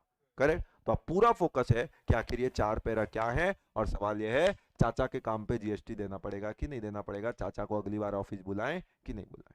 करेक्ट। तो अब 4 पैरा तैयार है। पैरा नंबर 1, ये सब आपको पुरानी बातें कुछ याद दिलाएगा, पढ़े हुए हैं ना चारों पैरा इंटर में। तो 4 पैरा, एक्टिविटीज विदाउट कंसिडरेशन, इसकी हेडिंग ही है एक्टिविटी विदाउट कंसिडरेशन, और इसीलिए इसी को बोला जाता है जीएसटी में डीम्ड सप्लाई। क्या बोला जाता है? Deemed supply. So activities without consideration is only treated as deemed supply. और डीम्ड सप्लाई मतलब पक्की बात है, यहाँ पे जितनी भी चीजें हम पढ़ेंगे ये सब विदाउट कंसिडरेशन रहने वाला है, इसमें पैसे नाम की तो कोई चीज ही नहीं दिखेगी, इट इज विदाउट कंसिडरेशन। तो अब इंस्टेंस नंबर 1 तैयार है, चालू करें पक्का। तो पैरा 1, पैरा 1 अभी क्या बोलता है? पैरा 1 बोलता है परमानेंट ट्रांसफर। कोई भी आपने परमानेंट ट्रांसफर किया, परमानेंट, परमानेंट मतलब हमेशा हमेशा के लिए, परमानेंट, एनी परमानेंट ट्रांसफर या डिस्पोजल, सिंपल लैंग्वेज में समझो आपने ओनरशिप गवा दी, कल तक जो चीज मेरी थी अब मैंने वो चीज किसी और को दे दी, दैट इज परमानेंट ट्रांसफर। पर मैं अपनी चीज दूसरे को 2 तरीके से देता हूं। एक है आप आए, आपने बोला सर आपकी ये पेन बहुत अच्छी है, मैंने बोला ठीक है रख ले, 1 महीना एग्जाम तक रख ले, 10,000 रुपये महीना दे देना, एग्जाम के बाद वापस कर देना। इसका मतलब ये क्या है? ये ट्रांसफर तो है, लेकिन इज इट परमानेंट? ये परमानेंट नहीं बोलते, ये तो किराया हुआ, दिस इज रेंटल। रेंटल के केस में यानी मैंने जो चीज आपको दी फ्री में यूज करने के लिए, चलो यहाँ तो मैंने पैसे, मैं बोला पैसा भी नहीं लेता, चल ये पेन मैंने आपको ऐसे ही दे दिया, मतलब एग्जाम के बाद दे देना, तो मैं ट्रांसफर ऑफ एसेट कर रहा हूँ। कल तक वो पोजेशन मेरे पास था, पोजेशन आपको दे रहा हूँ, लेकिन भैया वो वापस लौटाना है आपको, वो परमानेंट ट्रांसफर नहीं कर रहा, तो वहां पे शेड्यूल 1 नहीं लग रहा। कब शेड्यूल 1 लग रहा, पैरा 1 लग रहा, वो समझिए। तो पैरा 1 लगता ही है when there is a permanent transfer या डिस्पोजल, किसका? Of business asset, any permanent transfer or disposal of business asset. अब मजे की बात, what is business asset? Nowhere defined. कुछ ऐसे वर्ड जीएसटी में यूज किए, जो वर्ड तो यूज किए लेकिन उसको समझाया ही नहीं। कैपिटल एसेट क्या होता है ये समझाया, कैपिटल एसेट क्या होता है ये हम जानते हैं सिंपल लैंग्वेज में, फिक्स्ड एसेट। पर यहाँ पे it is not using the word capital asset, it is using business asset, मतलब कुल मिला के बिजनेस में यूज होने वाली कोई भी एसेट। अगर मैंने कोई asset, camera is my business asset, furniture is my business asset, tab is my business asset, pen is my business asset. अगर मैंने कोई भी बिजनेस एसेट का परमानेंट ट्रांसफर किया या डिस्पोजल किया, लेकिन कैसी बिजनेस एसेट? ऐसी बिजनेस एसेट जिस पे मैंने खरीदते वक्त इनपुट टैक्स क्रेडिट लिया था, on which ITC has been claimed at the time of purchase, तो उसको अगर मैंने डिस्पोज ऑफ कर दिया, even if without consideration, even if without consideration, तो विदाउट कंसिडरेशन में भी ट्रांसफर करोगे तो वो डीम्ड सप्लाई मान लिया जाएगा under para 1 schedule 1 leviable to GST. तो इसका सीधा सीधा मतलब है कब कब पैरा 1 नहीं लग रहा, अगर मैंने टेम्पररी ट्रांसफर किया था तो इट इज पैरा 1 अप्लाई नहीं होता। परमानेंट ट्रांसफर किया, पैसे लेके कर रहा हूं, तब तो मैटर ही नहीं है। पहले ये समझाओ, शेड्यूल 1 लगता ही तब है जब मैं फ्री में दूं कोई चीज। तो मैंने, अब आप जानते हो मैंने आपको बताया था 2020 में मैंने पुराने कैमरे बेच के ये नया कैमरा खरीदा था। अब वो जो पुराना कैमरे थे अगर मैं बेचता और पैसे लेता तो वो तो 7(1) के अंदर ही कवर हो गया, एक्टिविटी बिजनेस कंसिडरेशन। लोगों ने बोला ये एक्टिविटी कैसी है, आपका तो काम कैमरा बेचने का है नहीं, मैंने बोला disposal of asset, supply include all forms of supply, जिसमें एक फॉर्म डिस्पोजल भी था, मैंने कैमरा डिस्पोज किया था, तो वो 7(1) में फंस जाता, पैसे लेके करता तो। लेकिन आप जानते हो मैं दिल का थोड़ा सा अच्छा इंसान हूँ, मैंने बोला अब इसके लिए क्या तो पैसे लेने, 4-5 हजार का अगर कोई दे भी देगा तो मैंने क्या करना, मैंने बोला एक काम कर तू कैमरा ऐसे ही ले जा। अब मैंने permanent transfer disposal of business asset कर दिया, हमेशा के लिए मैंने एक नया कैमरा खरीदा, उसके कारण मैंने पुराना कैमरा डिस्पोज कर दिया और पैसे नहीं लिए, फ्री ऑफ कॉस्ट दिया। अब सवाल ये उठने लग गया, जो कैमरा मैं फ्री ऑफ कॉस्ट दे रहा हूं, क्या उस पे मैंने गवर्नमेंट को जीएसटी देना पड़ेगा? पैसा तो कुछ आया नहीं सामने वाले से, तो क्या इस पे मैं जीएसटी दूंगा? तो इस पे मैं जीएसटी दूंगा कि नहीं दूंगा, इससे पहले एक सवाल मुझसे किया जाएगा, और वो सवाल क्या, जब ये कैमरा तूने खरीदा था, क्या इस कैमरे को खरीदते वक्त तूने इसका इनपुट लिया था? अगर कैमरा खरीदते वक्त मैंने आईटीसी लिया था तो मतलब मैंने फायदा लिया है।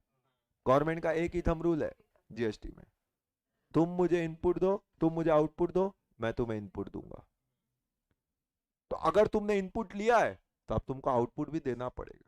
लेकिन मैं बोलता हूं साहब मैंने तो ये कैमरा ऐसे ही बांट दिया, पैसे ही नहीं लिए, विदाउट कंसिडरेशन। बोले तेरी नीयत अच्छी है, लेकिन तेरी नियत के चक्कर में हमारा नुकसान नहीं कर सकते। ला पैसा ला GST, it is leviable to GST. अब आपके दिमाग में सवाल आ रहा होगा लेकिन सर जीएसटी किस पे देगा, पैसा तो मिला ही नहीं। वैल्यू, जीएसटी के लिए वैल्यू ऑफ सप्लाई चाहिए ना। वैल्यू क्या लेगा, यही वैल्यू ऑफ सप्लाई सीखना है तब तो वैल्यू ऑफ सप्लाई रूल्स में जाएंगे, जो सीए फाइनल में आपके सिलेबस में, जो आपको इंटर में नहीं पढ़ाया जाता था कि जब ऐसी चीजें फ्री में दी जाती है तो उसकी वैल्यू क्या होगी। उसके लिए जाना पड़ेगा वैल्यूएशन रूल्स, उसके लिए रूल्स बने हुए, रूल 27 से 35, वहां पे अपन सीखेंगे कि जब ऐसा फ्री में देते हैं तो वैल्यू क्या होता है और किस पे जीएसटी लगेगा। अभी उस मैटर पे डिबेट नहीं करना है, वो वहां पे देखेंगे। अभी सिर्फ ये जानना कि जीएसटी लगेगा, क्योंकि तूने इनपुट लिया है तो इस पे जीएसटी तेरे को देना पड़ेगा। 100 बात की एक बात, इसका मतलब कब नहीं देना पड़ेगा, अगर मान लो मैंने ये कैमरा खरीदा था लेकिन मैंने इनपुट ही नहीं लिया। अगर मैंने इनपुट ही नहीं लिया और अब मैं किसी को फ्री में दे रहा हूं तो मैंने गवर्नमेंट की तिजोरी से कोई पैसा निकाला। जब पैसा निकाला नहीं हूं और फ्री में दे रहा हूं तो पैसा डालूंगा क्यों तिजोरी में, जरूरत नहीं है। Para 1 does not apply. इसका मतलब मैंने फ्री में किसी को डिस्पोज ऑफ किया लेकिन खरीदते वक्त मैंने उसका आईटीसी नहीं लिया था, तो para 1 does not apply, schedule 1 does not apply. या फिर दूसरा इंस्टेंस जिसका आईटीसी ब्लॉक था, 17.5, याद करो मैंने कार खरीदी थी, क्या उसका आईटीसी ले सकता हूं। मेरा टीवी का बिजनेस है, कार का आईटीसी ब्लॉक, तो कार का आईटीसी ब्लॉक था, मैंने कार खरीदी, 4-5 साल बिजनेस में अच्छे से यूज किया। अब मैं क्या करता हूं, मैं ये कार को डिस्पोज ऑफ कर देता हूं। फिर याद रखिए पैसा ले रहा हूं कार बेच के, तब तो वो 7(1)(a) का केस है। जहां पैसा लिया फिर तो जीएसटी में क्या दिक्कत है, जब पैसा मिल रहा है तो जीएसटी क्यों नहीं देगा तू।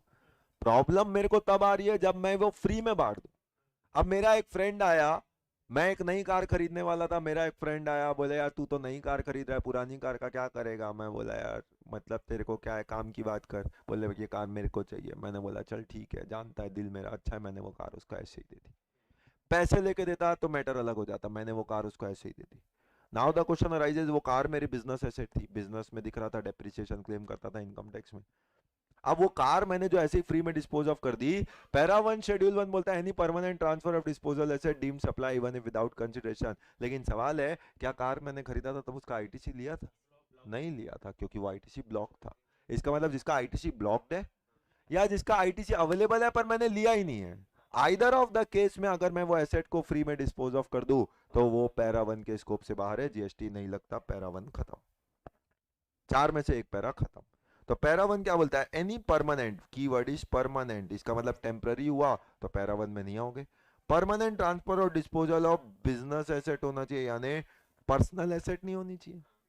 पर्सनल कार तो कैसे भी दूं, किसी को भी दूं, कोई मतलब ही नहीं होता, वो तो सप्लाई बिजनेस ही नहीं होता, सप्लाई की बात ही नहीं आती। वो तो 7(1) से भी बाहर, 7(1)(c) तो घुसने ही नहीं देता है, करेक्ट। तो बिजनेस है, लेकिन कैसा, where ITC has been availed, तभी पैरा 1 लगेगा।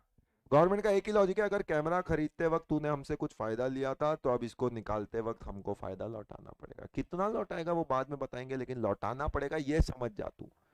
फ्री में भी जीएसटी लगेगा। तो हाउएवर ये अपनी समझ के लिए कि जहां पे भी आईटीसी ब्लॉक्ड है, अब आप जानते हो वो ब्लॉक होता है तो अक्सर 17(5) में होता है। तो जिन भी चीज में आपका आईटीसी ब्लॉक था या फिर आईटीसी अवेलेबल था, लेकिन ये जरूरी थोड़ी है कि मैं आईटीसी लूं, अवेलेबल था मैंने नहीं लिया, मेरे ऊपर है, मेरी मर्जी, कोई कंपल्सन थोड़ी है कैमरा खरीदा हो तो आईटीसी लू ही लूं। तो मैंने आईटीसी अवेलेबल था लेकिन लिया ही नहीं था, not availed. Either of the case में point number B 1 does not apply. तब अगर मैंने ये कैमरा फ्री में दे दिया, कार किसी को फ्री में दे दी, कार का आईटीसी ब्लॉक्ड, कैमरा का ITC available but not availed, तो उस इंस्टेंस पे फिर मेरे को पैरा 1 के अंदर डीम्ड सप्लाई नहीं कवर होगा। It is not to be treated as supply, not leviable to GST, उस पे जीएसटी नहीं लगेगा। बोलो पैरा 1 क्लियर, हाँ कि ना। एक एक बात उसकी क्लियर हो गई, कोई सवाल जवाब यहाँ पे। तो पैरा 1 अपन ने पूरी तरीके से कर लिया, इसी की एक रीडिंग भी लेते हैं, फिर आज को थोड़ा सा कंक्लूड करते हैं आज की क्लास को। तो पैरा 1, पैरा 1 ऑफ शेड्यूल 1 पे आप थोड़ा सा आएंगे, ये अपना पार्ट हो गया, इसकी रीडिंग आप करेंगे 7(1) भी import of service page number 13 पे। ठीक। उसके बाद ये देखिए पैरा 1, ये उसकी बेयर एक्ट की रीडिंग है। तो अपने को याद करने का फोकस किस पे रखना है, सिर्फ बेयर एक्ट वाली वर्डिंग, बाकी सब समझना है, याद बस इसको करना है।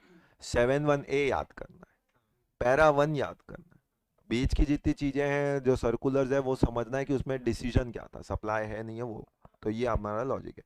तो एनी परमानेंट ट्रांसफर या disposal of business asset where ITC has been availed on such asset, एक लाइन का पैरा था, खत्म। करेक्ट। उसी को एनालिसिस पे समझाया हुआ। इसका मतलब सबसे पहली बात, ट्रांसफर होना चाहिए, वो ट्रांसफर परमानेंट होना चाहिए, और वो बिजनेस एसेट का होना चाहिए।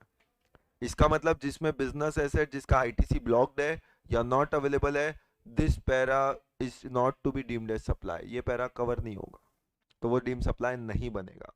या फिर बिजनेस एसेट दो eligible but ITC not available, तो जिसका आईटीसी ब्लॉक्ड है या जिसका आईटीसी अवेलेबल है लेकिन अवेल ही नहीं किया, तो उस पे जीएसटी नहीं लगेगा। एग्जाम्पल के तौर पे देखो दे रहा है, Dhruv gives old laptops being used in his business to his friend free of cost. अब आपसे बस ये एक लाइन पे सवाल पूछेगा, बताइए इज इट अ सप्लाई और नॉट, क्या ये सप्लाई है? अगर आपने लिख दिया ये सप्लाई है, 0 नंबर मिलना तय है। तो अब ये सप्लाई है कि नहीं है, ये आपको लिखना पड़ेगा, ये इस बात पे, क्योंकि क्वेश्चन अधूरा है। अब ये सप्लाई बनेगा कि नहीं बनेगा, ये इस बात पे डिपेंड करेगा कि भैया ये लैपटॉप खरीदते वक्त मैंने आईटीसी दिया था कि नहीं। अगर खरीदते वक्त, ये दोनों बात आपने लिखनी पड़ेगी, यही आपका एक्सपर्ट ओपिनियन है। Correct. This will qualify supply provided ITC has been availed on such. इसका मतलब अगर मैंने उस लैपटॉप पे आईटीसी अवेलेबल था लेकिन लिया नहीं है और फ्री में डिस्पोज कर दिया, तो हर फ्री डिस्पोजल पे जीएसटी नहीं लगता, para 1 would not apply, GST is not leviable उस केस में। तो अगर क्वेश्चन नहीं बताए तो ये आपको दोनों बातें लिखनी पड़ेंगी कि लैपटॉप का आईटीसी लिया तो फिर पैरा 1 लगेगा, जीएसटी लगेगा, आईटीसी नहीं लिया, पैरा 1 के स्कोप से बाहर, जीएसटी नहीं लगेगा। अ dealer of AC permanently transverse the motor vehicle free of cost. अब आप जानते हैं मोटर व्हीकल का, तो अब यहाँ पे आप एग्जाम में लिख के आते हो कि इसने अगर आईटीसी लिया होगा तो मिलेगा, तो डीम सप्लाई लगेगा जीएसटी, और नहीं लिया होगा तो इसका मतलब एग्जामिनर ने बोलना है इसको तो 17(5) भी नहीं पता, क्योंकि उसको ये भी नहीं पता कि मोटर व्हीकल का आईटीसी मिलता ही नहीं है, क्योंकि डीलर ऑफ एसी खास तौर पे दिया हुआ है। मोटर व्हीकल का आईटीसी सिर्फ 3 बिजनेस को मिलता है, उसमें एसी वाला तो कवर्ड नहीं है। तो जब एसी वाला कवर्ड नहीं है, तो आप यहाँ पे अगर ये लिख के आते हो कि अगर उसने आईटीसी लिया होगा, इसका मतलब आपको तो जीएसटी लॉ ही नहीं पता, एक चैप्टर पता है दूसरा चैप्टर पता ही नहीं। तो इसलिए यहाँ पे नहीं, यहाँ पे तो कंफर्म है, क्योंकि उसने आईटीसी ब्लॉक्ड है, आईटीसी लिया नहीं होगा, तो जब आईटीसी लिया नहीं तो फ्री में अगर दे दिया कार किसी को आउटसाइड पैरा 1, वो डीम सप्लाई नहीं बनेगा। This transaction will not constitute supply as condition of availment of ITC on business asset is not fulfilled. ITC of car is blocked under 17(5). तो यहाँ पे तो आईटीसी लिया ही नहीं होगा, और जब आईटीसी लेते नहीं हो तो जीएसटी देने की सवाल ही नहीं उठता है। बताओ बातें क्लियर, हाँ कि ना? आज की क्लास क्लियर आपको? तो आज की क्लास में हमने 7(1) क्लॉज ए पूरा कर लिया, क्लॉज डबल ए कर लिया, क्लॉज बी भी कर लिया, क्लॉज सी में जाना कि शेड्यूल 1 में 4 पैरा है, 4 पैरा में एक पैरा आ गए, कॉस्ट पेट्रोलियम का हमने एक वो भी पढ़ लिया। अब एक और सर्कुलर था, वो है cash calls on joint venture. ठीक, cash calls on joint venture, उसकी रीडिंग लेके रखना, अगली क्लास में मैं उस पे आऊँगा और बचे हुए पैरा जो हैं उसको अपन कवर अप करेंगे। करेक्ट। तो कैश कॉल्स वो आपको मिल जाएगा पेज नंबर 12 पे। करेक्ट। तो इसकी रीडिंग लेके रखना है आपने, बस रीडिंग लेके रखो, इजी चीज़ है, अपन ने जैसे 7(1) पढ़ा उससे रिलेटेड है, तो आप इसको पढ़िएगा। और प्लस बचे हुए जो पैराज हैं विद द प्रैक्टिकल सिग्निफिकेंस अगली क्लास में अपन डील करने वाले हैं। ठीक है, आज के लिए इतना ही। Thank you very much.